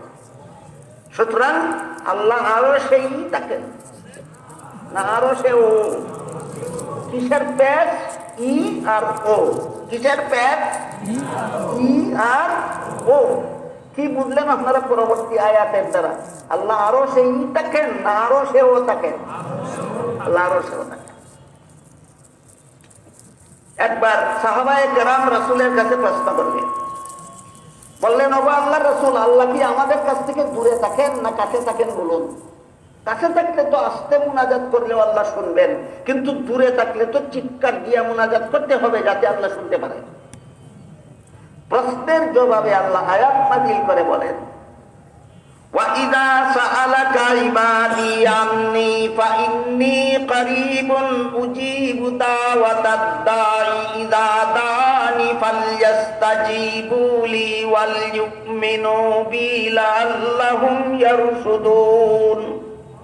হে রাসূল করিম সাল্লাল্লাহু আলাইহি ওয়াসাল্লাম, লোকেরা জিজ্ঞাসা করে আমি থাকি কোথায়? আমি থাকি কোথায়? আপনি বলে দিন আমি প্রতিটি বান্দার কাছে কাছে থাকি। সুতরাং আল্লাহ আরো সেই থাকেন, ই না ও। প্রতিটি বান্দার কাছে কাছে যে আল্লাহ থাকেন সে আল্লাহ শুধু আরো সেই থাকেন, আরো সে ও। আরো সে থাকেন তো আল্লাহ কোরআনে বলেছিলেন, কিন্তু ই পাইলা কোথায়? বুঝে থাকে বলুন ই না ও। এইভাবে বলতে বলতে বলতে বলতে আল্লাহ এক পর্যায়ে গিয়া বলেন ওয়ামা কুন্না গায়িবিন, আমি কোথাও অনুপস্থিত নই, আমি কোথাও। এবার আপনারা বলুন, যিনি কোথাও অনুপস্থিত নন তিনি উপস্থিতটা কোথায়? ক্লিয়ার হইল ই না ও? হাদিস শরীফে রাসূল করিম সাল্লাল্লাহু আলাইহি ওয়াসাল্লাম বলেন ইন্নাকুম লা তাদউনা আসাম্মা ওয়ালা গায়বা, তোমরা যে আল্লাহর কাছে দোয়া করো তিনি বধির নন যে চিৎকার করে দোয়া করতে হবে, এবং তিনি অনুপস্থিত নন যে তাকে শুনিয়ে দোয়া করতে হবে, তিনি উপস্থিত। এবার আমরা বুঝলাম কিনা আল্লাহ তো আমাদের সামনে আছেন, তারপরে যদি কেউ মনে করেন যে আমার সামনে বলতে এই পৃথিবীর কোথাও আল্লাহ নাই, আল্লাহ শুধু আসমানের উপরে আছে, তাহলে আমি বলব আকাশের সূর্য পৃথিবীর থেকে বিজ্ঞানীদের কথায় কত দূরে আছে? 9,30,00,000 মাইল দূরে আছে, তারপরও আমরা সূর্য দেখতে পাই। দেখতে পাই কিনা? আল্লাহ যত দূরেই থাকুন না কেন দেখবো না কেন? এটা হলো মূল প্রশ্ন, দেখি না কেন? এই যে হাদিসে জিবরিলের রাসূল জিবরিলের তৃতীয় প্রশ্নের জবাবে আল্লাহর নির্বেজাল গোলামীর দুইটা মূল কথা বলে দিলেন। একটা হলো আল্লাহ আমার সামনে আছেন, আর একটা হলো আমি আল্লাহর সামনে আছি। আল্লাহ আমার সামনে যত কাছেই থাকুন অথবা যাদের ভিন্ন বিশ্বাসীদের মধ্যে যত দূরেই থাকুন, সূর্যটা 9,30,00,000 মাইল দূরে থাকে তবুও দেখি। আল্লাহ যত দূরেই থাকুন দেখি না কেন? এই প্রশ্নের জবাবটাও মনে রাখা দরকার। দুনিয়ার জীবনে কোন মানুষের চোখে আল্লাহ তাকে দেখার মতো পাওয়ার দান করেন না। দুনিয়ার জীবনে কোন মানুষের চোখে আল্লাহকে দেখার মতো পাওয়ার দান করেন না। যদি দান করতেন তাহলে অবশ্যই আকাশের সূর্য দেখতে পারি, 9,30,00,000 মাইল দূরের আল্লাহকে দেখতে পারবো না কেন? যেহেতু চোখে আল্লাহকে দেখার মতো পাওয়ার দান করেন না, এই জন্য আমাদের দৃষ্টিশক্তির ত্রুটির কারণে আমরা আল্লাহকে দেখি। দুনিয়ার জীবনে মানুষের দৃষ্টিশক্তিতে আল্লাহ এতটুকু ত্রুটি রাখলেন কেন? এই প্রশ্নের জবাব হলো এইটুকু ত্রুটি যদি আল্লাহ আপনার চোখে আমার চোখে না রাখতেন, দুনিয়াতেই যদি আল্লাহকে দেখার মতো পাওয়ার আমাদের চোখে দিতেন, অবশ্যই আমরা দুনিয়াতেই আল্লাহকে দেখতে পেতাম। কিন্তু তখন আমাদের ঈমান গ্রহণযোগ্য হতো না। আল্লাহ দেখে ঈমান আনলে ঈমান কবুল হয় না, আল্লাহ না দেখে ঈমান আনলে ঈমান কবুল হয়। বুঝা থাকলে এবার বলুন, আল্লাহ দেখার মতো পাওয়ার আমাদের চোখে না দিয়ে আল্লাহ আমাদেরকে বঞ্চিত করলেন না ঈমান গ্রহণযোগ্য হওয়ার ব্যবস্থা করলেন? এই হইল কারণ যে আল্লাহ আমার সামনে থাকা সত্ত্বেও আমি দেখি না কেন। বিষয়টা কি বুঝে আসলো আপনাদের? এবার বলুন, আমি যে আল্লাহর সামনে আছি, আল্লাহর দেখার মধ্যে কি পরিমাণ ত্রুটি আছে যে কারণে তিনিও আমাকে দেখবেন না? আপনাদের ঈমানকে জিজ্ঞাসা করে বলুন, আল্লাহর দেখার গুণের মধ্যে কি পরিমাণ ত্রুটি আছে যে কারণে তিনিও আমাকে দেখবেন না? না আল্লাহর দেখার গুণে বিন্দু মাত্র ত্রুটি নাই, সুতরাং আল্লাহ সদা সর্বদা আমাকে দেখে। আল্লাহ আমার সামনে আছেন কিন্তু আমি কখনো দেখি না কেন? এটার কারণ বললাম, আমি আল্লাহর সামনে আছি, আমি আল্লাহকে দেখি না আমার চোখের দৃষ্টিশক্তির ত্রুটির কারণে। আমি যে আল্লাহর সামনে আছি, আল্লাহর তো দেখার গুণে কোনো ত্রুটি নাই, কাজে আমাকে না দেখার বিন্দু মাত্র কারণ নাই, আল্লাহ সদা সর্বদা আমাকে দেখে। এবার বলুন, আল্লাহ আমার সামনে আছেন আর আমি আল্লাহর সামনে আছি, দুই কথার মধ্যে সামান্য পার্থক্য আছে কিনা? আল্লাহ সামনে থাকা সত্ত্বেও আমি দেখি না একটা বিশেষ কারণে, আর আমি আল্লাহর সামনে থাকা সত্ত্বেও আল্লাহ দেখেন কেন? সেই কারণ আমার বেলায় বিদ্যমান, আল্লাহর বেলায় কারণ বিদ্যমান নাই। সুতরাং বিশ্বাস করতে হবে আল্লাহ আমার সামনে আছে। এই জন্য এই কথাটাকে রাসূল ফাইন্নাকা তারাহু বলেননি, কান্নাকা তারাহু বলেছেন। আর আমি যে আল্লাহর সামনে আছি, আল্লাহ আমাকে অবশ্যই দেখেন, এইটা বুঝাবার জন্য রাসূল করিম সাল্লাল্লাহু আলাইহি ওয়াসাল্লাম ফাইন্নাহু ইয়ারাক বলেছেন। কান্নাকা তারাহু আর ফাইন্নাহু ইয়ারাক, এই দুই শব্দের এই হইল পার্থক্য। আল্লাহ আমার সামনে আছেন কিন্তু দেখি না, কারণ আছে। আমি যে আল্লাহর সামনে আছি, আল্লাহ আমাকে না দেখার কোনো কারণ নাই। আমি কি বিষয়টা বোঝাতে পারলাম আপনাদেরকে? জিবরিলের তৃতীয় প্রশ্নের জবাবে আল্লাহর নির্ভেজাল গুলামির যে দুটি মূল কথা রাসূল বলে দিলেন, একটি হলো আল্লাহ আমার সামনে আছেন, আর একটি হলো আমি আল্লাহর সামনে আছি। এই বিশ্বাস তো সব মুসলমানের অন্তরেই আছে। আপনারা কি বিশ্বাস করেন আল্লাহ আমাদের সামনে আছেন? আমিও আল্লাহর সামনে আছি, বিশ্বাস করেন? এই বিশ্বাসটা বেশিরভাগ মুসলমানের অন্তরের এই বিশ্বাসটাকে ঘুমন্ত, এই বিশ্বাসটাকে ঘুমন্ত। বিশ্বাস ঘুমন্ত থাকলে বিশ্বাস করে আল্লাহ সর্বদাই আমাকে দেখেন, তারপরও এক সময় চুরি করার সাহস করতে পারে, এক সময় ডাকাতি করার সাহস করে, এক সময় জিনা করার সাহস করে, এক সময় খুন করার সাহস করে। আল্লাহ দেখতেছেন, বিশ্বাস করো, কোন সাহসে খুন করো। আল্লাহ দেখতেছেন, বিশ্বাস করো, কোন সাহসে জিনা করো। আল্লাহ দেখতেছেন, বিশ্বাস করো, আল্লাহ দেখতেছেন, বিশ্বাস করো, কোন সাহসে চুরি করো। আল্লাহ দেখতেছেন, বিশ্বাস করো, তারপরে কোন সাহসে সুদ খাও। আল্লাহ দেখতেছেন, বিশ্বাস করো, তারপরে কোন সাহসে ঘুষ খাও। আল্লাহ দেখতেছেন, বিশ্বাস করো, তারপরে কোন সাহসে মদ খাও। আল্লাহ দেখতেছেন, বিশ্বাস করো, তারপরে কোন সাহসে গাঁজা খাও। কারণ হইলে বিশ্বাসটা ঘুমন্ত, বিশ্বাসটা ঘুমন্ত। এই ঘুমন্ত বিশ্বাস জাগ্রত হলে আল্লাহর মর্জির পরিপন্থী, আল্লাহর সন্তুষ্টির পরিপন্থী কোনো কাজ করার মতো সাহস থাকে না। ঘুমন্ত অবস্থায় যতক্ষণ থাকবে বিশ্বাসটা, ততক্ষণ পর্যন্ত এটা প্রথম প্রকার এলেমের অন্তর্ভুক্ত, ইলমে আকাইদের অন্তর্ভুক্ত। আর এই বিশ্বাসটাকে যখন জাগ্রত করার পর্যায়ে চলে আসবে, তখন এটা ইলমে আকাইদের অন্তর্ভুক্ত থাকবে না, এটা ইলমে তাজকিয়া, ইলমে আত্মশুদ্ধির অন্তর্ভুক্ত হয়ে যাবে। কথাটা আপনাদেরকে বুঝাবার জন্য একটি উদাহরণ দিচ্ছি, শুনুন। ধরুন আপনার দেওয়াল ঘেরা বাড়ির মধ্যে ঢুকার জন্য একটা গেট আছে। আপনি যখন বাড়িতে রাত ঘুমিয়ে থাকেন, তখন আপনার বাড়িতে যেন কোনো চোর ঢুকতে না পারে, সেজন্য গেইটে একজন বেতনভোগী পাহারাদার মোতায়েন করে রাখে। পাহারাদার যদি গেইটে সারা রাত নাক ডাকিয়ে ঘুমায়, চোর ঢুকতে পারবে?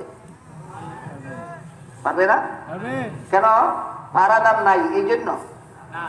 পাহারাদার থাকা সত্ত্বেও, পাহারাদার থাকা সত্ত্বে চোর ঢুকে কিভাবে? ঘুমন্ত। ঠিক তেমনি ভাবে আমার ইমান আমার আমলের পাহারাদার। ইমান যখন ঘুমন্ত থাকে, তখন শয়তান আমার আমল চুরি করে নিয়ে যায়।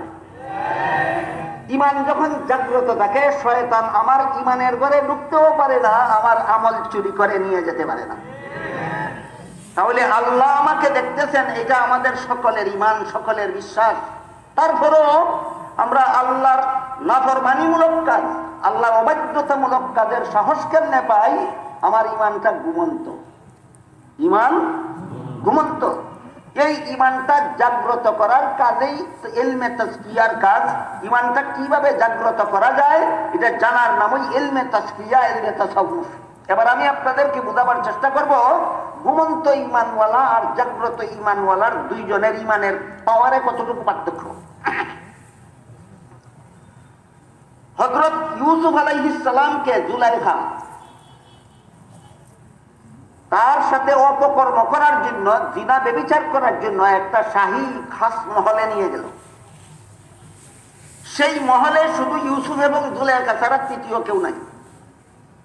ইউসুফ সেখানে প্রবেশ করে দেখলেন, ওই কামরার এক পাশে জুলাইখা কোনো একটা কিছু পর্দা দিয়ে ঢেকে রেখেছে।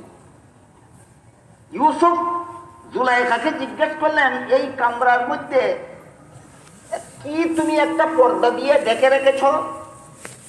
জুলাইখা জবাব দিল, আমি যেই মূর্তিটার পূজা করি ওই মূর্তিটা ঢেকে রেখেছি।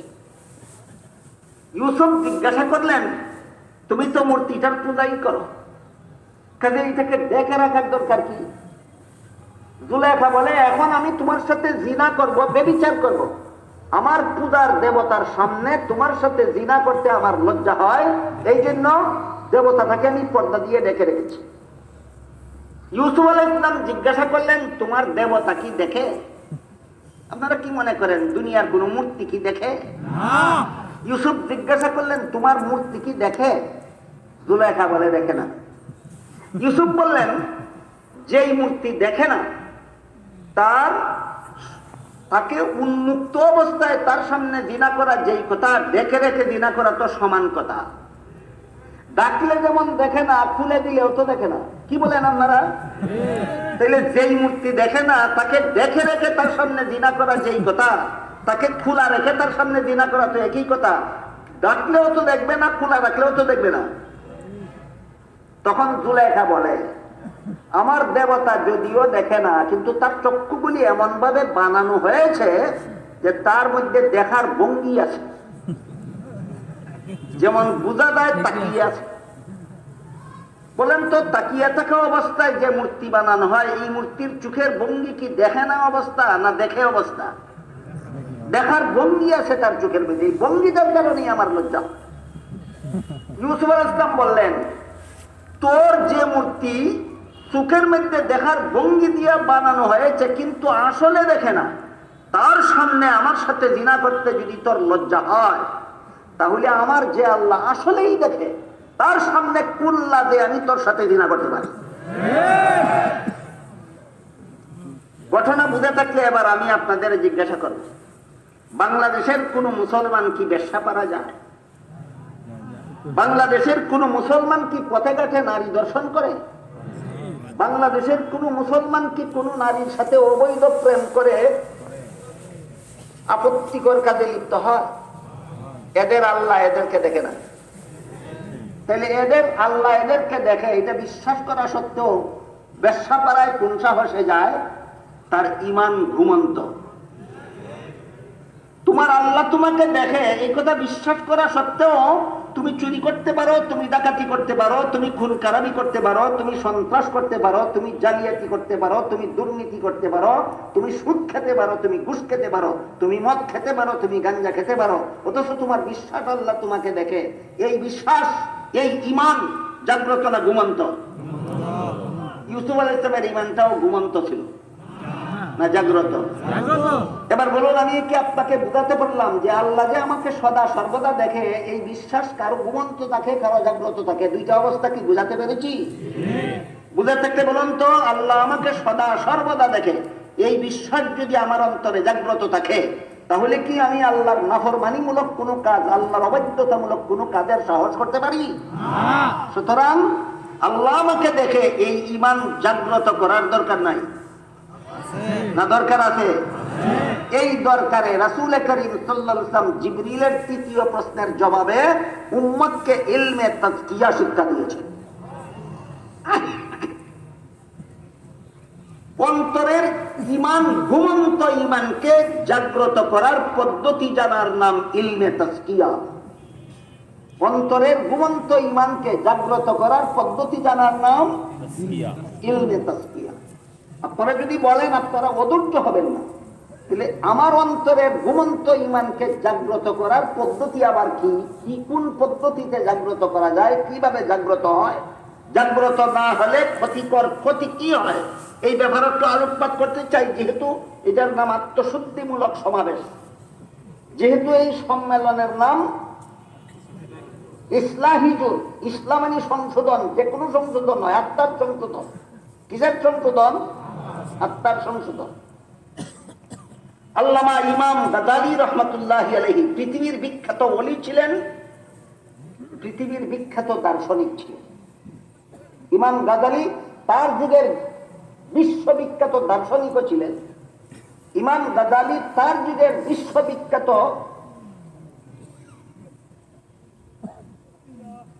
ওলিও ছিলেন। বিশ্ববিখ্যাত দার্শনিক, বিশ্ববিখ্যাত ওলি।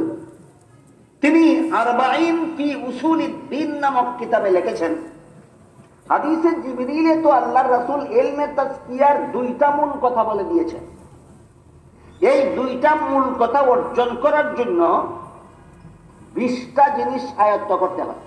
কটা জিনিস? 20টা জিনিস আয়ত্ত করতে হয়। এই 20টার মধ্যে 10টা হইল নেতিবাচক আর 10টা হইল ইতিবাচক।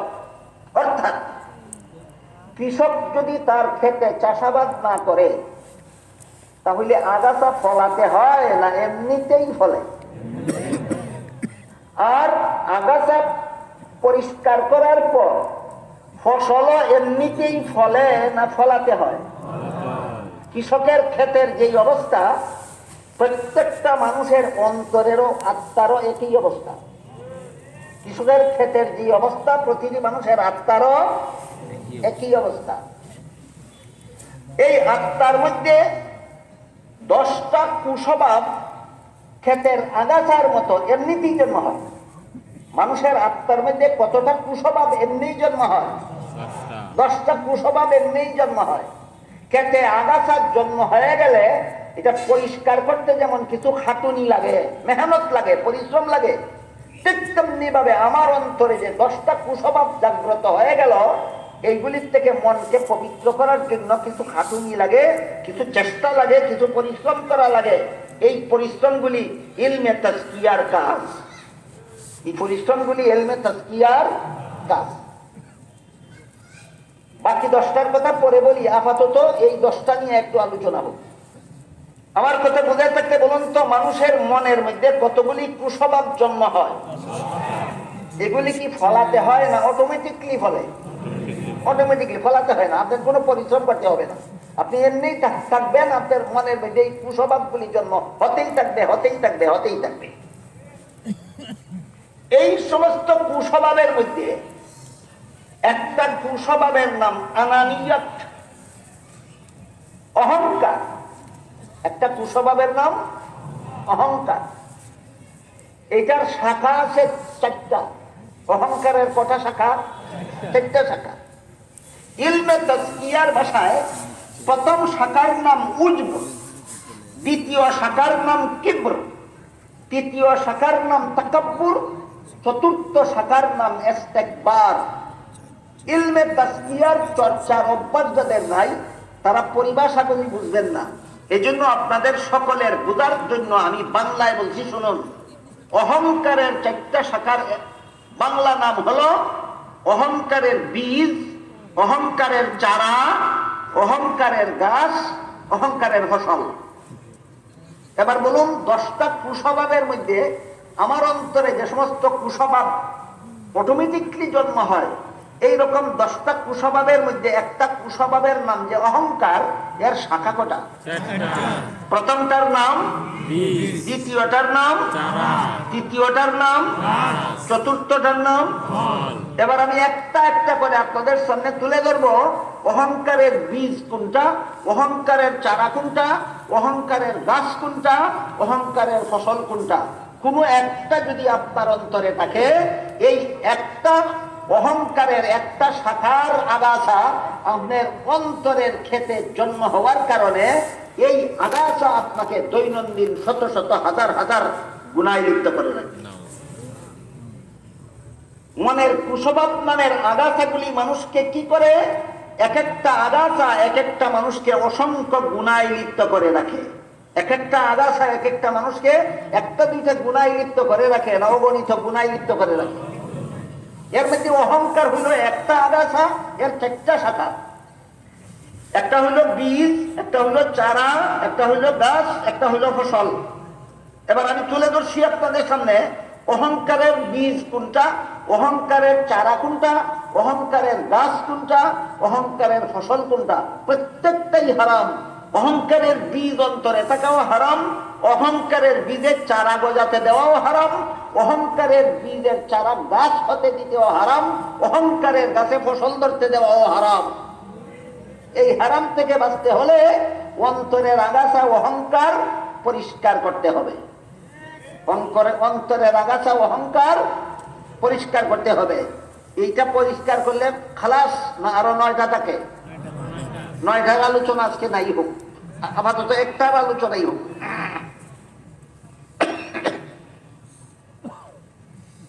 ইলমে তাজকিয়ার কিতাবাদিতে লেখা আছে, তুমি একা একা নিরিবিলি তোমার অন্তরকে জিজ্ঞাসা করো যে তোমার মধ্যে কোনো গুণ আছে কিনা। মন যদি সচেতন হয়, তাহলে মন থেকে জবাব আসবে আমার মধ্যে অনেকগুলি গুণ আছে। আমি যে চোখে দেখি, এটাও আমার একটা গুণ। আমি যে কানে শুনি, সেটাও আমার একটা গুণ। আমি যে কথা বলতে পারি, সেটাও আমার একটা গুণ। আমি যে হাতে ধরতে পারি, সেটাও আমার একটা গুণ। আমি যে পায়ে চলতে পারি, সেটাও আমার একটা দোষ না গুণ? গেল প্রথম প্রশ্ন এবং জবাব।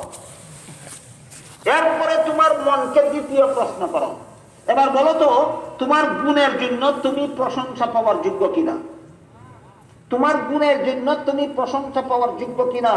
এই প্রশ্ন মনকে করলে অধিকাংশ মানুষের মনে শয়তানে বীজে পানি ডালে, অহংকারের বীজে কি ডালে?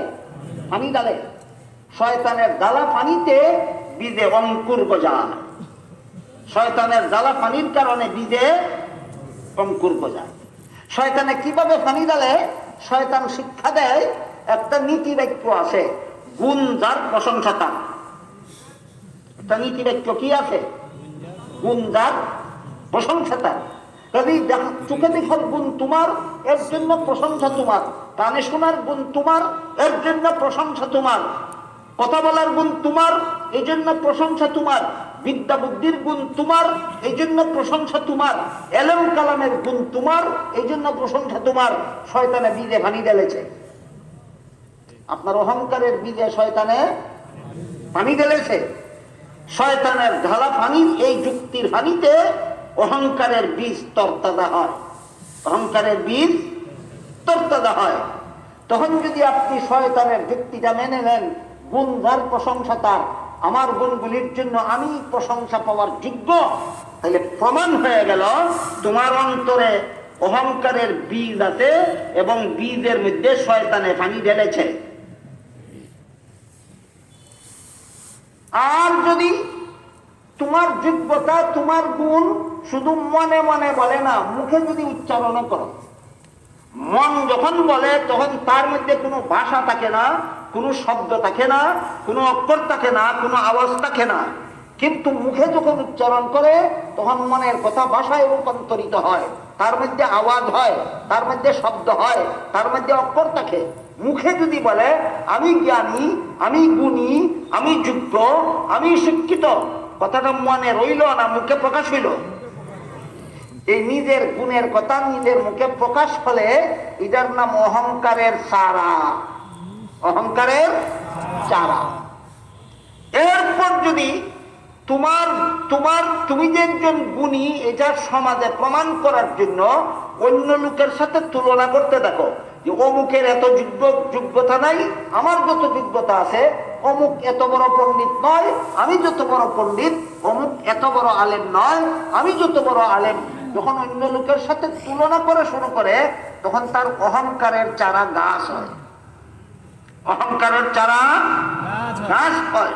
তারপর সমাজের সামনে ওই তুলনীয় ব্যক্তিটাকে নিজের চেয়ে হেয় প্রমাণ করার জন্য তার সাথে যত রকমের অন্যায়, অবিচার, জুলুম, নির্যাতন করা হবে, সবগুলি জুলুম, নির্যাতন, সবগুলি অন্যায়, অবিচার অহংকারের গাছের ফসল, সবগুলি নির্যাতন অহংকারের গাছের ফসল। এর ছোট্ট একটি উদাহরণ দিচ্ছি, শুনুন।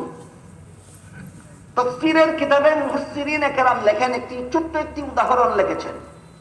উদাহরণটা এমন যে তুমি একটি গাড়িতে আরোহণ করেছো, সেই গাড়িতে প্রতি 2 জনের জন্য একটি করে সিট নির্মাণ করা আছে। সিটটা 2 জনের জন্য একটি করে সিট, সিটটা হলো 3 হাত লম্বা। কত হাত লম্বা? 3 হাত। তাহলে যে 3 হাত লম্বা বিশিষ্ট সিট 2 জনের জন্য, তোমার বিবেককে জিজ্ঞাসা করো, এখানে তোমার অংশ কত হাত? 1.5 হাত। তোমার অংশ 1.5 হাত। তুমি যদি ঠ্যাং সরিয়ে 2.25 হাত জায়গা দখল করে বসো, তাহলে 1.5 হাতের অতিরিক্ত যে জায়গাটুকু তুমি দখল করেছ, এটা কি এর দ্বারা কি তোমার সাইডম্যানের সাথে অবিচার করনি? এই অবিচার কিসের ফসল? তোমার মধ্যে অহংকার আছে, এই অহংকারের গাছের ফসল, অহংকারের গাছের ফসল। এই উদাহরণ বুঝে থাকলে বলুন তো, বাংলাদেশের কতজন মুসলমানের অহংকারের গাছে এখনো ফসল ধরেনি? তাইলে এই অহংকারের গাছ, অহংকারের বীজ যদি অন্তরে থাকে, অহংকারের চারা যদি মুখে গজায়, অহংকারের গাছ যদি সমাজে ফলে, অহংকারের গাছের ফসল হিসাবে সমাজে যে যার সাথে যত রকমের অন্যায়, অত্যাচার, জুলুম, নির্যাতন করে, সবগুলি একটা আগাছার কুফল, কটা আগাছার কুফল? একটা আগাছার কুফল। এবার বলুন 10টা আগাছা যার অন্তরে আছে তাকে শয়তান প্রতিদিন কত লক্ষ গুনায় লিপ্ত করে রাখতে পারে। এই জন্য যে গুনার কারণে বান্দাকে জাহান্নামে যেতে হবে, সেই গুনার থেকে বাঁচতে হইলে মনের ক্ষেতের এই আগাছাগুলি পরিষ্কার করা দরকার। এই আগাছা পরিষ্কার করাকেই কোরআনের ভাষায় তাজকিয়া বলে। কি বলে? তাজকিয়া বলে। আবার শুনুন তো সূরা শামসে আল্লাহ কি বলেছিলেন? আল্লাহ বলেন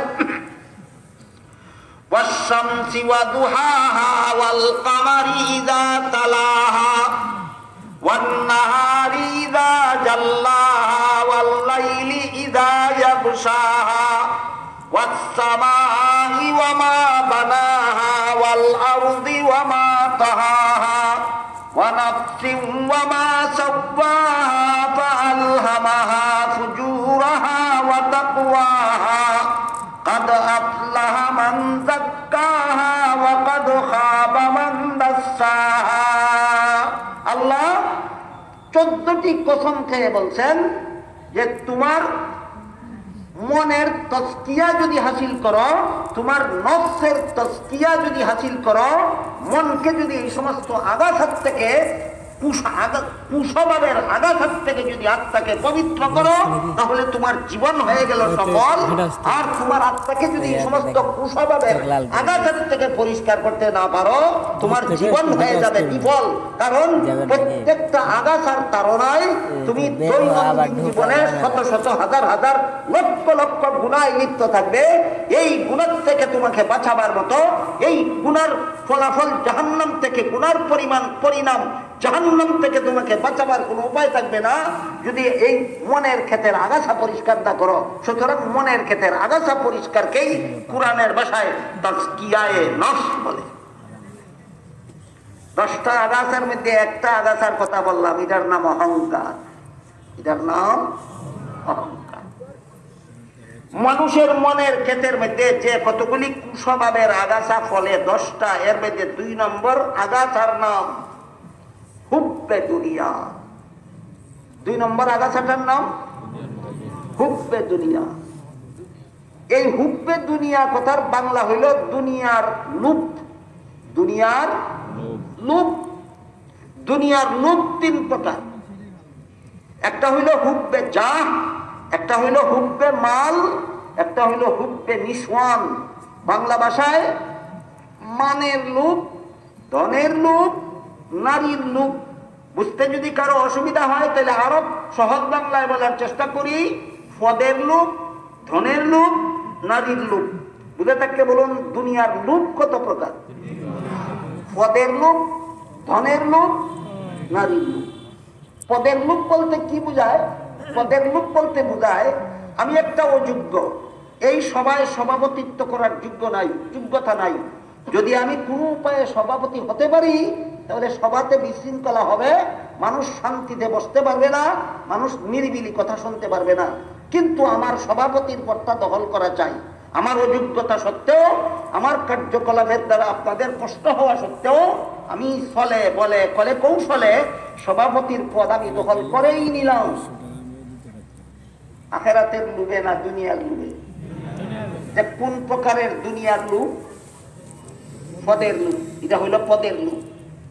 হাদিস শরীফে রাসূল করিম সাল্লাল্লাহু আলাইহি ওয়াসাল্লাম বলেন, কাল কিয়ামতের দিন আল্লাহ পাক রব্বুল আলামিন 3 দল মানুষের প্রতি রহমতের দৃষ্টিতে তাকাবেন না। এরা বড় ভাগ্যবান না কপাল পুরা? 3 দল মানুষ আছে জগতে, কপাল পুরা। এদের প্রতি শেষ বিচারের দিন, কঠিন হাসরের বিচারের দিন আল্লাহ এদের প্রতি রহমতের দৃষ্টিতে তাকাবেন না। এই 3 দলের এক দল আম্মা কাউমান ওয়া হুম লাহু কারিহুন, যাকে মানুষ অযোগ্যতার কারণে এবং তার দুষ্টামির কারণে মানুষ তাকে পদটা দিতে রাজি নয়, কিন্তু সে ফলে বলে কলে কৌশলে পদটা দখল করে নিয়ে যায়। সে এত বড় ভাগ্যবান, আল্লাহর রাসূল বলেন শেষ বিচারের দিন আল্লাহ তার প্রতি রহমতের দৃষ্টিতে তাকাবেন না। এটা হলো প্রথম প্রকারের দুনিয়ার লোভ।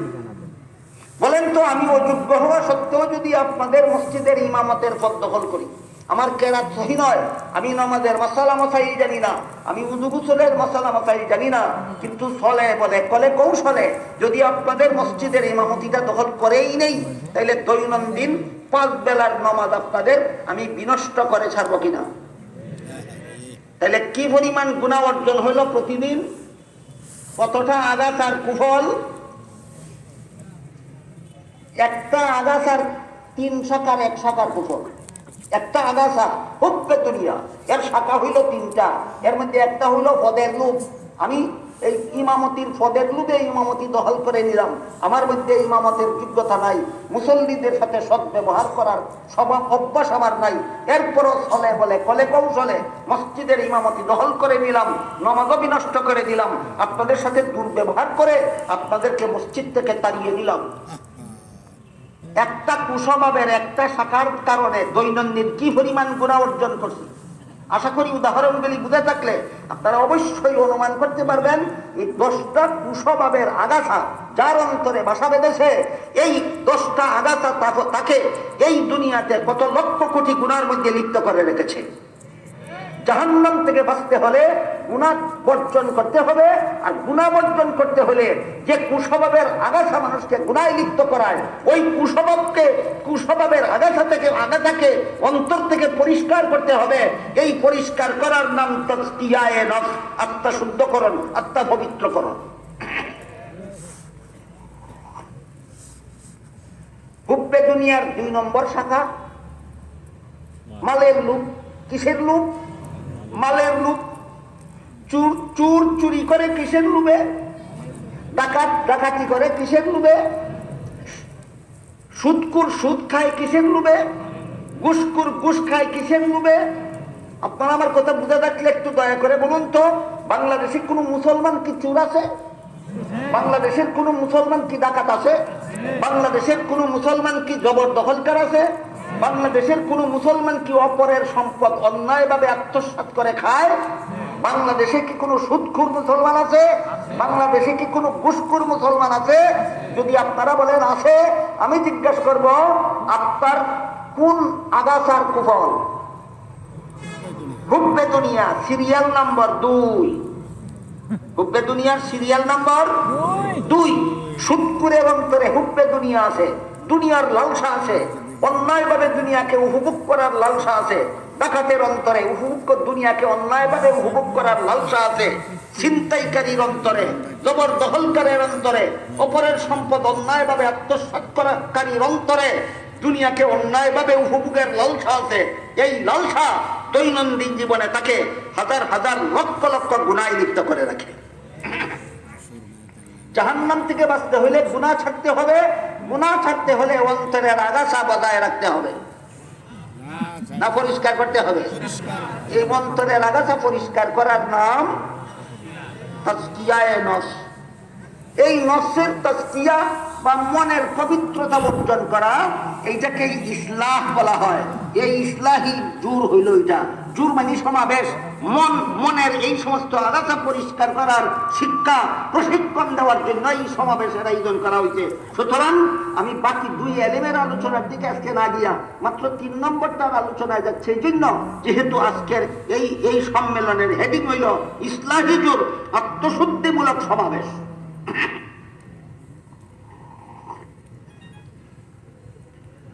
দুনিয়া অন্যায়ভাবে উপভোগ করার লালসা 3 প্রকার। একটা পদের লোভ, একটা ধনের লোভ, আর একটা নারীর লোভ। নারীর লোভের উদাহরণ, যে পুরুষ অন্যায়ভাবে নারীকে পথে ঘাটে, হাটে, মাঠে, শহরে, বন্দরে, অফিসে, আদালতে, যেখানে সেখানে উপভোগ করার অপচেষ্টায় লিপ্ত, তার অন্তরে নারীর লোভ বিদ্যমান। কিসের লোভ বিদ্যমান? নারীর লোভ। পুরুষ যেন নারীকে এইভাবে অবাধে উপভোগ করতে না পারে। উপভোগ করো, হালাল উপায়ে করো। যে নারীকে তোমার পছন্দ হলো সেই নারীকে প্রস্তাব দিয়ে যথারীতি বিয়ে করো, তাকে উপভোগ করা তোমার জন্য হালাল। বিয়ে ছাড়া কোনো যুবক পুরুষের জন্য কোনো যুবতী নারীকে উপভোগ করা আপনারা বলুন জানা থাকলে হালাল না হারাম? হারাম। এই উপভোগের পদ্ধতি 6টা। নারীকে উপভোগের পদ্ধতি কটা? 6টা।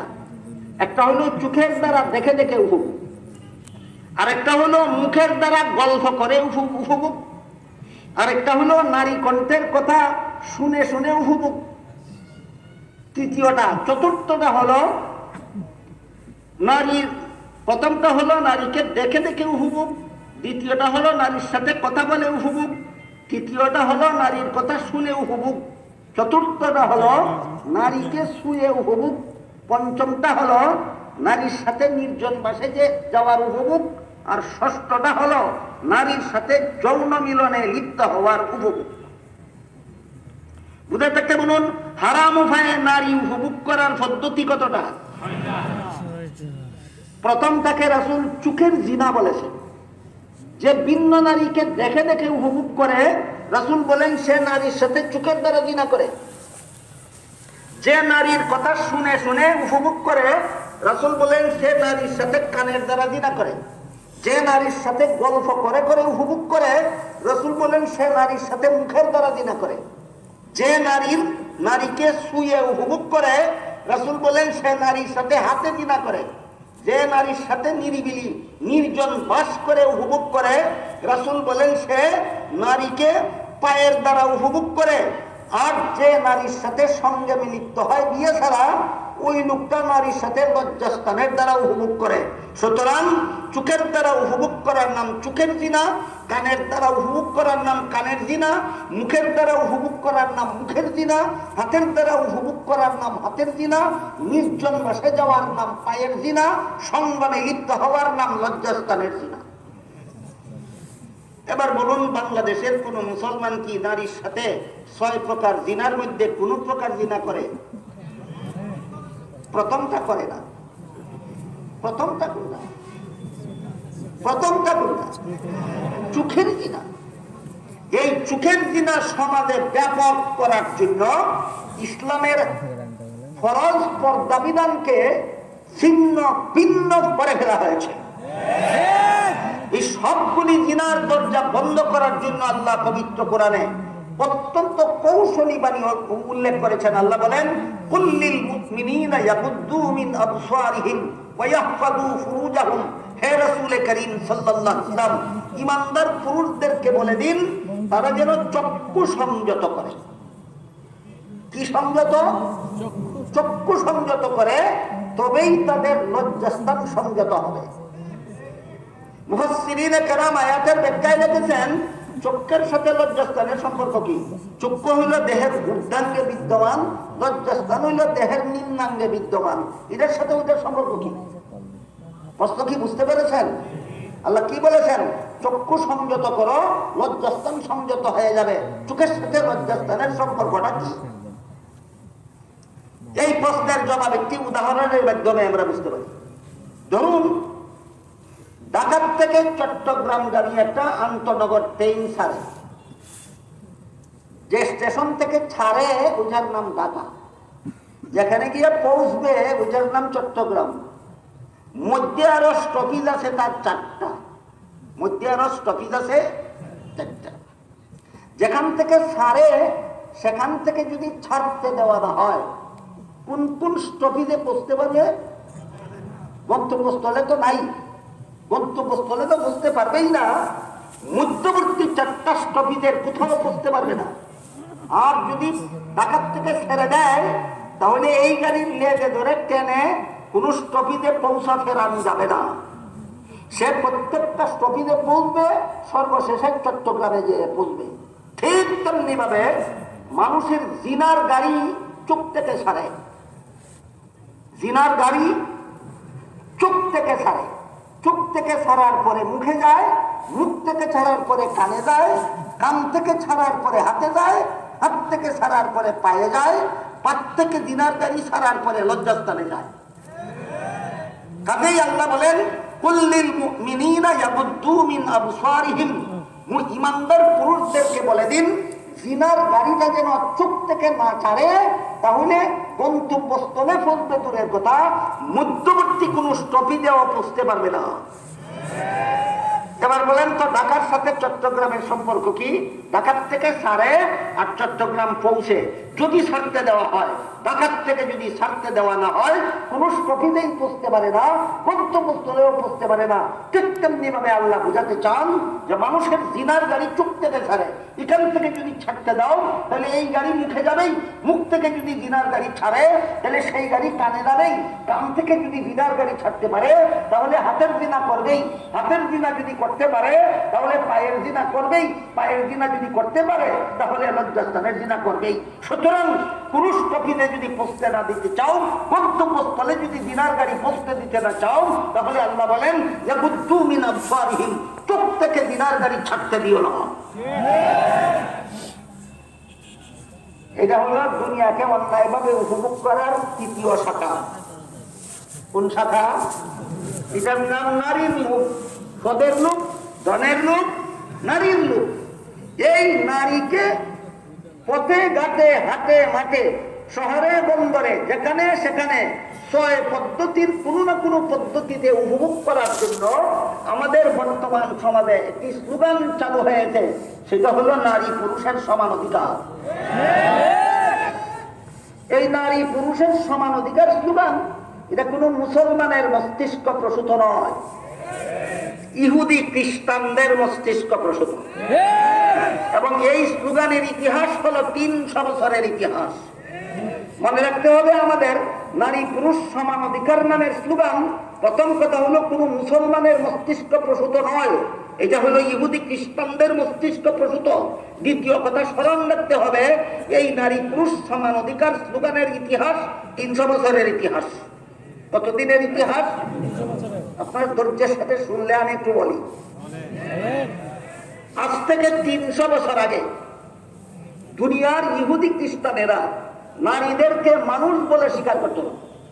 তারা বলতো গরু নামের কিছু জন্তু যেভাবে আল্লাহ সৃষ্টি করেছেন মানুষের উপভোগের জন্য, ছাগল নামের কিছু জন্তু যেভাবে আল্লাহ সৃষ্টি করেছেন মানুষের উপভোগের জন্য, হাঁস মুরগি নামের কিছু জন্তু যেভাবে আল্লাহ সৃষ্টি করেছেন মানুষের উপভোগের জন্য, তেমনি ভাবে নারী নামের একটা জন্তু আল্লাহ সৃষ্টি করেছেন মানুষের উপভোগের জন্য।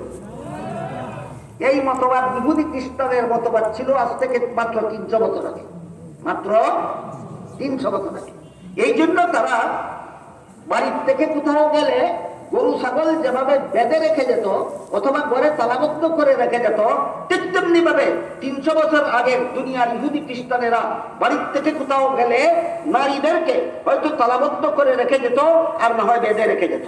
কারণ তারা নারীদেরকে মানুষ বলতো না, তারা নারীকে গরু ছাগলের মতো জানোয়ার বলতো। এমত অবস্থায় তাদের দেশগুলিতে নারীদের অধিকার আদায়ের আন্দোলন শুরু করে মহিলারা।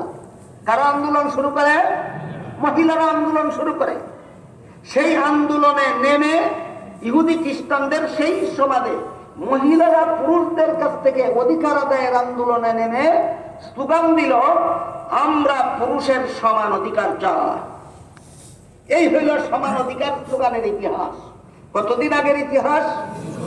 তাদের মস্তিষ্ক প্রসূত, তাও পুরুষদের নয়, ইহুদি খ্রিস্টান মহিলাদের মস্তিষ্ক প্রসূত স্লোগান হলো আমরা পুরুষের সমান অধিকার চাই। কতদিন আগের ইতিহাস? এবার শোনেন তো কোরআনের ইতিহাস। কোরআন পৃথিবীতে নাজিল করলেন, পাঠালেন আল্লাহ মাত্র 300 বছর আগে, না 1500 বছর আগে। দেখুন তো, 1500 বছর আগে আল্লাহ কোরআনে মহিলাদের অধিকার সম্পর্কে কি বলে দিয়েছেন। আল্লাহ বলেন ওয়ালাহুন্না মিসলুল্লাযী আলাইহিন্না বিল মারুফ। লাহুন্না অর্থ নারীদের অধিকার আছে, যেমন ভাবে পুরুষরা তোমাদের অধিকার আছে। বলুন, পুরুষদের অধিকারের কথা আল্লাহ আগে বলেছেন না মহিলার অধিকারের কথা আগে বলেছেন? মহিলাদের অগ্রাধিকার, পুরুষের অগ্রাধিকার নয়, সমান অধিকারও নয়, মহিলাদের অগ্রাধিকার। এবং সেই অগ্রাধিকারের স্কেল সমান সমান্তরালের মাধ্যমে নয়। আল্লাহ বলেন বিল মারুফ, মহিলাদের অধিকার যে পুরুষের উপর অগ্রাধিকার, এটা সমান অধিকার নয়, এটা মহিলাদের ন্যায্য অধিকার। এই কথাটা আরেকটু ক্লিয়ার না করলে সকলে বুঝবেন না। আজ থেকে ১৫০০ বছর আগে ইসলাম মহিলাদের জন্য পুরুষের সমান অধিকার ঘোষণা করেনি, হয়তো অগ্রাধিকার ঘোষণা করেছে, আর না হয় একটি অধিকার ঘোষণা করেছে। অগ্রাধিকার একটি মিশাল দেখুন, উদাহরণ ইসলামের বিধানে কোন বাবার ঘরে যদি কোনো ছেলে জন্ম হয়, সেই ছেলেকে লালন পালন করা বাবার দায়িত্ব হয় কতদিন? ছেলে নাবালক থাকবে যতদিন। ছেলে সাবালক হলে পরে ওই ছেলেকে লালন পালন করা বাবার দায়িত্ব নয়। কোনো বাবা যদি সাবালক ছেলেকে লালন পালন করে, সেটা হবে ছেলের প্রতি বাবার দয়া। পক্ষান্তরে বাবার ঘরে যদি মেয়ে জন্ম হয়, সাবালক নাবালক কোনো কষ্ট নাই, যতদিন পর্যন্ত বিয়ে না হবে ততদিন পর্যন্ত মেয়েকে লালন পালন করা বাবার দায়িত্ব। এবার বুঝে থাকতে বলুন, ছেলে পালার দায়িত্ব কতদিন? নাবালক থাকবে যতদিন। মেয়ে পালার দায়িত্ব কতদিন? বিয়ে না হবে যতদিন। সুতরাং জীবনের শুরুতেই বাবার সম্পদে লালিত পালিত হওয়ার অধিকার ছেলে মেয়ের সমান না মেয়ের অগ্রাধিকার? তাহলে ইসলাম ১৫০০ বছর আগ থেকে যে মহিলাকে অগ্রাধিকার দিয়ে রাখলো, তোমরা মাত্র ৩০০ বছর আগে সমান অধিকার চাও কেন? তার কারণ হলো এরা কোরআন জানেও না, মানেও না। ইসলাম যেখানে ১৫০০ বছর পূর্ব থেকে মহিলাদেরকে পুরুষের উপর অগ্রাধিকার দিয়ে রেখেছে, সেখানে মাত্র ৩০০ বছর আগে তোমরা সমান অধিকার দাবি করো কেন? এরা কোরআন জানেও না, মানেও না। এবার এক চেটিয়া অধিকারের উদাহরণ শুনুন। একটা ছেলে প্রাপ্তবয়স্ক হলে তার যেমন বিয়ের দরকার হয়, একটা মেয়েও প্রাপ্তবয়স্ক হলে তারও বিয়ের দরকার হয়। একজনের কম দরকার, আর একজনের বেশি দরকার না, সমান দরকার, সমান দরকার। সুতরাং সমান দরকারে ছেলের সাথে মেয়ের বিয়ে হলো। এই বিবাহ বন্ধনে আবদ্ধ হওয়ার কারণে যদি কোনো পক্ষকে অর্থ সম্পদ দেওয়ার যুক্তি থাকে, তাহলে উভয়কে দেওয়ার কথা। কিন্তু ইসলাম বলে বিবাহ বন্ধনে আবদ্ধ হওয়ার কারণে মেয়ে ছেলেকে ১ টাকাও দিবে না।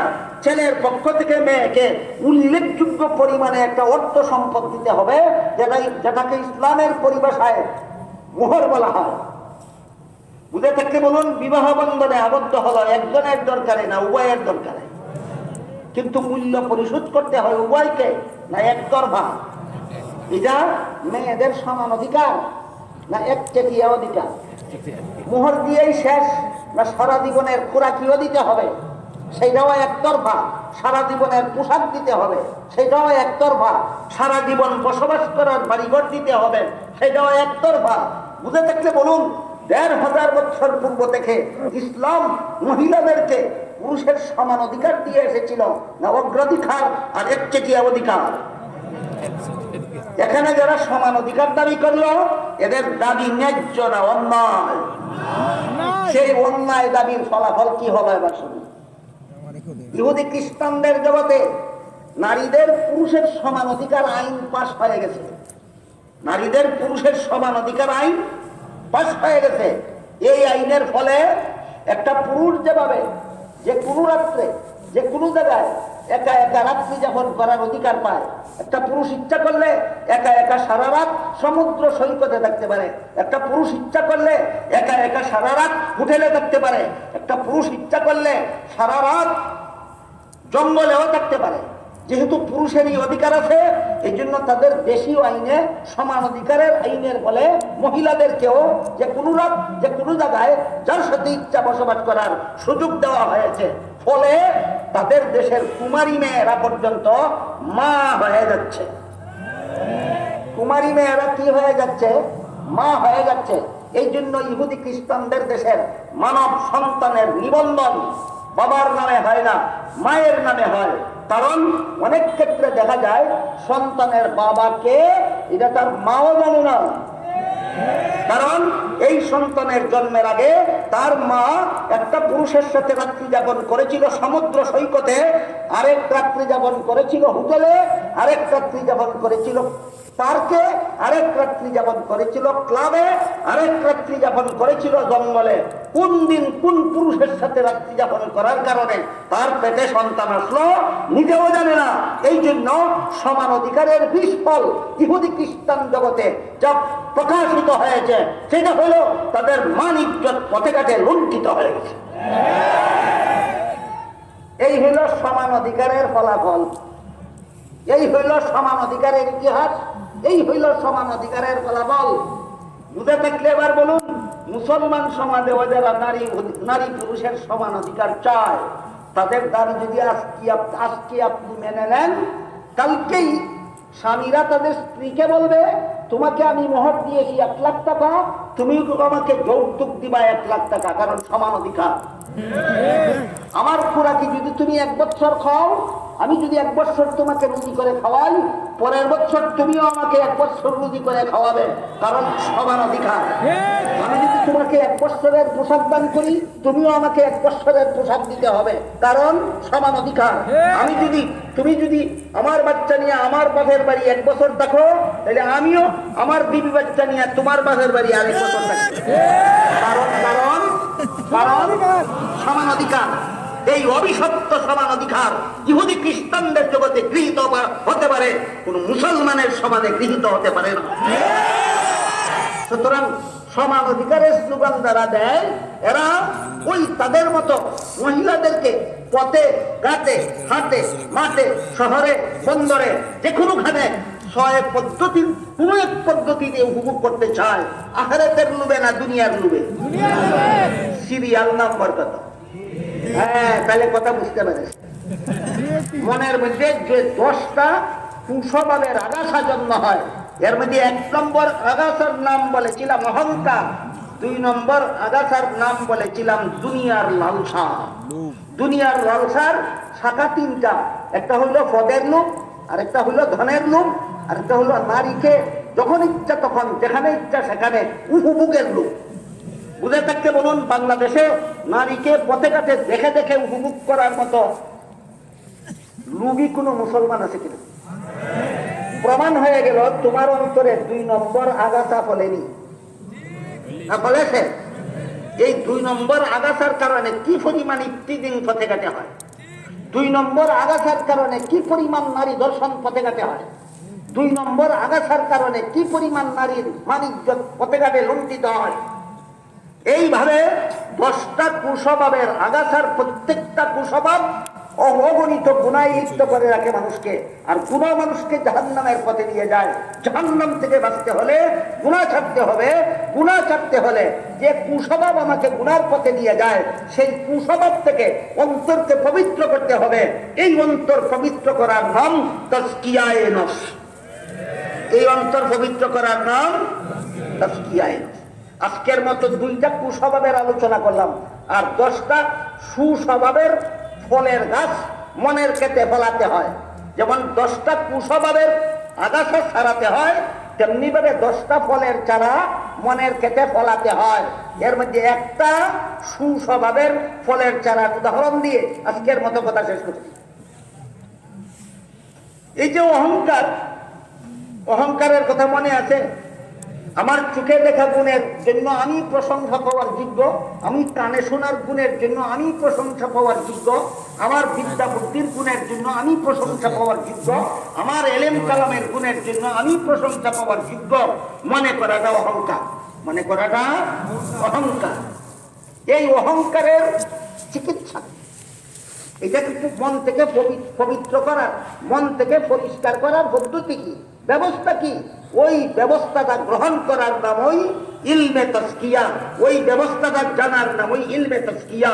আল্লাহর রাসূল জিবরিলের 3য় প্রশ্নের জবাবে ইলমে তাজকিয়া শিক্ষা দিয়েছেন। সুতরাং ইলমে তাজকিয়া, ইলমে তাসাউফ আমাদের পরিপূর্ণ দ্বীনের 3 ভাগের 1 ভাগ, পরিপূর্ণ দ্বীনের 3 ভাগের 1 ভাগ। এবার আমরা বোঝার চেষ্টা করি অহংকার মন থেকে পরিষ্কার করার যত ব্যবস্থা আল্লাহ কোরআনে প্রদান করেছেন, যত ব্যবস্থা হাদিস শরীফে রাসূলে প্রদান করেছেন, এর মধ্যে মাত্র সামান্য একটি ব্যবস্থার আলোচনা করে আমার কথা শেষ করতে চাই। সেটা হলো আপনাদের বিশ্বাস মতো দৈনিক 5 বেলা নামাজ পড়া ফরজ কিনা? ফরজ।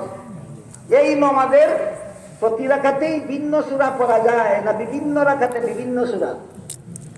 কিন্তু একটি সূরা আছে যেই সূরা প্রতি রাকাতেই পড়ার নিয়ম। সেই সূরাটি হলো সূরাতুল ফাতিহা। সূরাতুল ফাতিহা পড়া ওয়াজিব না ফরজ না সুন্নত, শুধু ইমামের জন্য না মুক্তাদির জন্য না একা বর্ণওয়ালার জন্য, সেই আলোচনার দিকে আজকে যাচ্ছি না। সেটা হলো ইলমে ফিকহের বিষয়। ইলমে ফিকহের বিষয় নিয়ে আমি আজকে বিশেষ কোনো আলোচনা করতে চাই না। ইলমে আকাইদের বিষয় নিয়ে আজকে বেশি আলোচনা করতে চাই না। আজকের আলোচনা শুধু তাজকিয়া সম্পর্কে। তা কাজেই সূরা ফাতিহা পড়ার তাজকিয়ার, সূরা ফাতিহা পড়ার মধ্যে তাজকিয়ার কি দিকটা আছে ওইটা উল্লেখ করতে চাই। এই জন্য আমাদের প্রত্যেক রাকাতে আপনি সূরা ফাতিহা পড়েন, সূরা ফাতিহার প্রথম কথাটাই হলো আলহামদুলিল্লাহ। কি কথাটা? আপনাদের মধ্যে কারো যদি আলহামদুলিল্লাহ কথার অর্থটা জানা থাকে তাহলে একটু বলতে পারেন। কতটুকু প্রশংসা? সমস্ত সমস্ত প্রশংসা আল্লাহর। তাহলে আপনার চোখে দেখার গুণের প্রশংসা গেল কোথায়? আপনার কানে শোনার গুণের প্রশংসা গেল কোথায়? সমস্ত প্রশংসা যদি আল্লাহর হয়ে থাকে তাহলে আমার কথা বলার গুণের প্রশংসা গেল কোথায়? আমার ইলম কালামের গুণের প্রশংসা গেল কোথায়? আমার বিদ্যা বুদ্ধির গুণের প্রশংসা গেল কোথায়? সমস্ত প্রশংসা যদি আল্লাহর হয়ে থাকে, আল্লাহ পাক রব্বুল আলামিন সূরাতুল ফাতিহার প্রথম কথাটার মধ্যেই এই অহংকার নির্মূল করার ব্যবস্থা দিয়েছেন আলহামদুলিল্লাহের মাধ্যমে। এইভাবে আমি নিজে কোনো প্রশংসার যোগ্য নই। তুমি একটা শয়তানকে বলুন, তুমি একটা যুক্তি দিয়েছিলা গুণ যার প্রশংসা তার। হ্যাঁ ঠিক, তোমার যুক্তি ঠিক আছে, কিন্তু আপনি নামাজে দাঁড়িয়েই যে কোনো অবস্থাতেই যখন মনে মনে ভাববেন গুণ যার প্রশংসা তার, কাজে আমার গুণের জন্য আমি প্রশংসা পাওয়ার যোগ্য, বুঝবেন আপনার অহংকারের বীজে শয়তানে ভাগি ফেলছে। অহংকারের বীজে শয়তানে ভাগি ফেলছে। তখন শয়তানকে তাড়াবার জন্য আপনি শয়তানের নীতিবাক্যের বিপরীতে আরেকটা নীতিবাক্য মনে মনেই শয়তানকে বলে দিন, গুণদার প্রশংসা তার, ঠিক আছে, কিন্তু আমার এই সমস্ত গুণ তো আমার উপার্জন নয়, সবগুলি আল্লাহর দান। আমার এই সমস্ত গুণ আমার উপার্জন না, সবগুলি আল্লাহর দান। কাজেই আমি হলাম গ্রহিতা আর আল্লাহ হলেন দাতা। মনে মনে শয়তানকে বলুন, এই শয়তান এবার তুই বল, গ্রহিতা প্রশংসার যোগ্য হয় না দাতা প্রশংসার যোগ্য হয়? এবার শয়তান আপনার হাত থেকে রেহাই পাবে না। শয়তানকে আপনি ধরে ফেললেন, শয়তানকে আপনি আটকিয়ে ফেললেন। আপনি মনে মনেই শয়তানকে প্রশ্ন করুন, আমার চোখে দেখার গুণ আল্লাহর দান, আল্লাহ হলেন দাতা, আমি হলাম গ্রহিতা। গ্রহিতা প্রশংসার যোগ্য হয় না, আল্লাহ হয় দাতা, হয় প্রশংসার যোগ্য।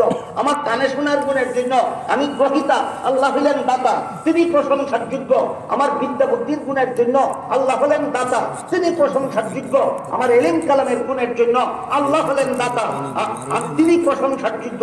এই কথাটার স্বীকৃতি দিয়া প্রত্যেকটা মুসল্লি নামাজের প্রতিটি রাকাতে সূরাতুল ফাতিহার শুরুতেই বলে দেয় আলহামদুলিল্লাহ, সমস্ত প্রশংসা আল্লাহর, সমস্ত প্রশংসা আল্লাহর, সমস্ত প্রশংসা আল্লাহর। এইভাবে মনের এই অহংকারের আগাছা উপরে ফেলে আল্লাহর প্রশংসাকে অন্তরে বদ্ধমূল করার নাম শুকর। এটা হলো 10টা ফলের গাছের একটা ফল গাছের নাম শুকর। মনের ক্ষেতের মধ্যে কতগুলি ফলের চারা লাগাতে হয়? এই 10টা ফলের চারার মধ্যে একটা ফলের চারার নাম শুকুর। অহংকার উৎখাত করতে পারলে শুকুরের ফসল ফলে, অহংকার উৎখাত করতে না পারলে এই শুকুরের ফসলের চারা অহংকারের আগাছা খেয়ে ফেলে। আমি যতক্ষণ আলোচনা করেছি আপনাদের সামনে বুঝে থাকলে আশা করি দুটি কথা বুঝতে পেরেছেন। একটি হলো ইলমে তাজকিয়া বা ইলমে তাসাব্বুফ আমাদের পরিপূর্ণ দিনের 3 ভাগে এক ভাগ। 2 নম্বর কথা হলো এইটা হাসিল করার জন্য কিছু কাজ করতে হয়। কি করতে হয়? কিছু কাজ করতে হয়। রাসূল 2টা মূল কথা বলে দিয়েছেন, একটা হলো আল্লাহ সদা সর্বদা আমার সামনে আছেন, আর একটা হলো সদা সর্বদা আমি আল্লাহর সামনে আছি। এই 2টা কথা আমাদের ইমানে আছে, কিন্তু ঘুমন্ত। 2টা কথা জাগ্রত করতে হইলে 10টা আগাছা পরিষ্কার করতে হবে, 10টা ফসলের চারা লাগাতে হবে, তখনই আমি হযরত ইউসুফ আলাইহিস সালামের মতো যখনই সুযোগ আসবে চিনার, তখনই আমার মন বলবে আল্লাহ দেখতেছে, কোন সাহসে করবে। যখনই আমার সুযোগ আসবে সুদ খাওয়ার, তখনই মনে রাখবে আল্লাহ দেখতেছে, কোন সাহসে সুদ খাও। যখনই আমার ঘুষ খাওয়ার সুযোগ আসবে, তখনই মনে রাখবে আল্লাহ দেখতেছে, কোন সাহসে ঘুষ খাও। সুতরাং এই রাসূলের বর্ণিত দুই কথা, ইলমে তাসকিয়ার মূল দুই কথা অন্তরে জাগ্রত করতে হইলে 10টা আগাছা পরিষ্কার করতে হয়, 10টা ফসলের চারা লাগাতে হয়। এইগুলি পরিষ্কার করা পদ্ধতি জানার নাম, এই ফসলের চারাগুলি অন্তরে জন্ম দেওয়ার পদ্ধতি জানার নাম ইলমে তাসকিয়া। এবার বলুন, জিবরিলের 3 প্রশ্নের জবাবে রাসূল উম্মতকে কত ইলম শিক্ষা দিলেন? ইলমে আকাইদ, ইলমে ফিকহ, ইলমে তাসকিয়া। এইগুলির নাম হইল আমাদের দ্বীন। এই 3 ইলমের সমষ্টি হইল আমাদের দ্বীন। আল্লাহ কোরআনে বলেননি যে যারা শিখলো আল্লাহ তাদের মঙ্গল চান, না না। আল্লাহ কোরআনে বলেন লিয়াতাফাক্কাহু ফিদ্দীন, এই দ্বীনের তাফাক্কুহ ফিদ্দীন হাসিল করার জন্য মাদ্রাসায় যাও। দ্বীনের ইলম হাসিল করার জন্য মাদ্রাসায় যাও বলেছেন, না তাফাক্কুহ ফিদ্দীন হাসিল করার জন্য। আর রাসূল বলেছেন মান ইউরিদিল্লাহু বিহি খাইরান ইউফাক্কিহু ফিদ্দীন, আল্লাহ যার মঙ্গল চান তাকে ইলমে দ্বীন দান করেন। রাসূল বলেননি, রাসূল বলেছেন তাকে তাফাক্কুহ ফিদ্দীন দান করেন। আগেই বলেছিলাম, আমি 2টা শব্দ কোরআনের ভাষাতেই বলে দিয়েছি। আল্লাহ বলেন, হে মুসলমানেরা, তোমাদের সকলের পক্ষ থেকে কিছু লোক বের হয়ে যাও ইলমে দ্বীন হাসিল করার জন্য নয়, তাফাক্কুহ ফিদ্দীন হাসিল করার জন্য। এটা বোঝার জন্য আমি বলেছিলাম পৃথকভাবে 2টি কথা বুঝতে হবে। একটি হলো আমাদের দ্বীন কোন জিনিস, আর একটা হলো তাফাক্কুহ ফিদ্দীন কোন জিনিস। এতক্ষণে আমি আপনাদের বোঝাবার চেষ্টা করেছি আমাদের দ্বীন কোন জিনিস। বুঝে থাকলে বলুন, কত ইলমের সমষ্টির নাম? 3 ইলমের সমষ্টির নাম আমাদের দ্বীন। ইলমে আকাইদ, ইলমে ফিকহ, ইলমে তাসকিয়া, এগুলি জানার নাম দ্বীন। তাফাক্কুহ ফিদ্দীন কোনটা? তাফাক্কুহ ফিদ্দীন হইল এই 3 প্রকারের ইলম নিজের জীবনে বাস্তবায়ন করার নাম তাফাক্কুহ ফিদ্দীন। 3 ইলম জানার নাম দ্বীন, 3 ইলমকে নিজের জীবনে বাস্তবায়ন করার নাম তাফাক্কুহ ফিদ্দীন। এবার বলুন, আল্লাহ কি বলেছেন দ্বীন শিখার জন্য মাদ্রাসায় যাও, না 3 ইলম জীবনে বাস্তবায়ন করার জন্য? রাসূল কি বলেছেন যে 3 ইলম শিখবে আল্লাহ তার মঙ্গল চান, না 3 ইলম যার জীবনে বাস্তবায়ন করবে? সুতরাং 3 ইলমের সমষ্টি হলো দ্বীন, আর 3 প্রকার ইলমকে জীবনে বাস্তবায়ন করার নাম তাফাক্কুহ ফিদ্দীন। এই তাফাক্কুহ ফিদ্দীন হাসিল করার জন্য আল্লাহ কোরআনে নির্দেশ দিয়েছেন। তাফাক্কুহ ফিদ্দীন যারা হাসিল করে, আল্লাহ রাসূল তাদের ব্যাপারে বলেন স্বয়ং আল্লাহ তাদের মঙ্গল চান। আল্লাহ আপনাদের আমাদের সবাইকে দ্বীন এবং তাফাক্কুহ ফিদ্দীন বুঝার, দ্বীন এবং তাফাক্কুহ ফিদ্দীন হাসিল করার তৌফিক দান করুন। সবাই বলুন আমিন। সুবহানা রাব্বিকা রাব্বিল ইজ্জাতি আম্মা ইয়াসিফুন ওয়া সালামুন আলাল মুরসালিন ওয়ালহামদুলিল্লাহি রাব্বিল আলামিন।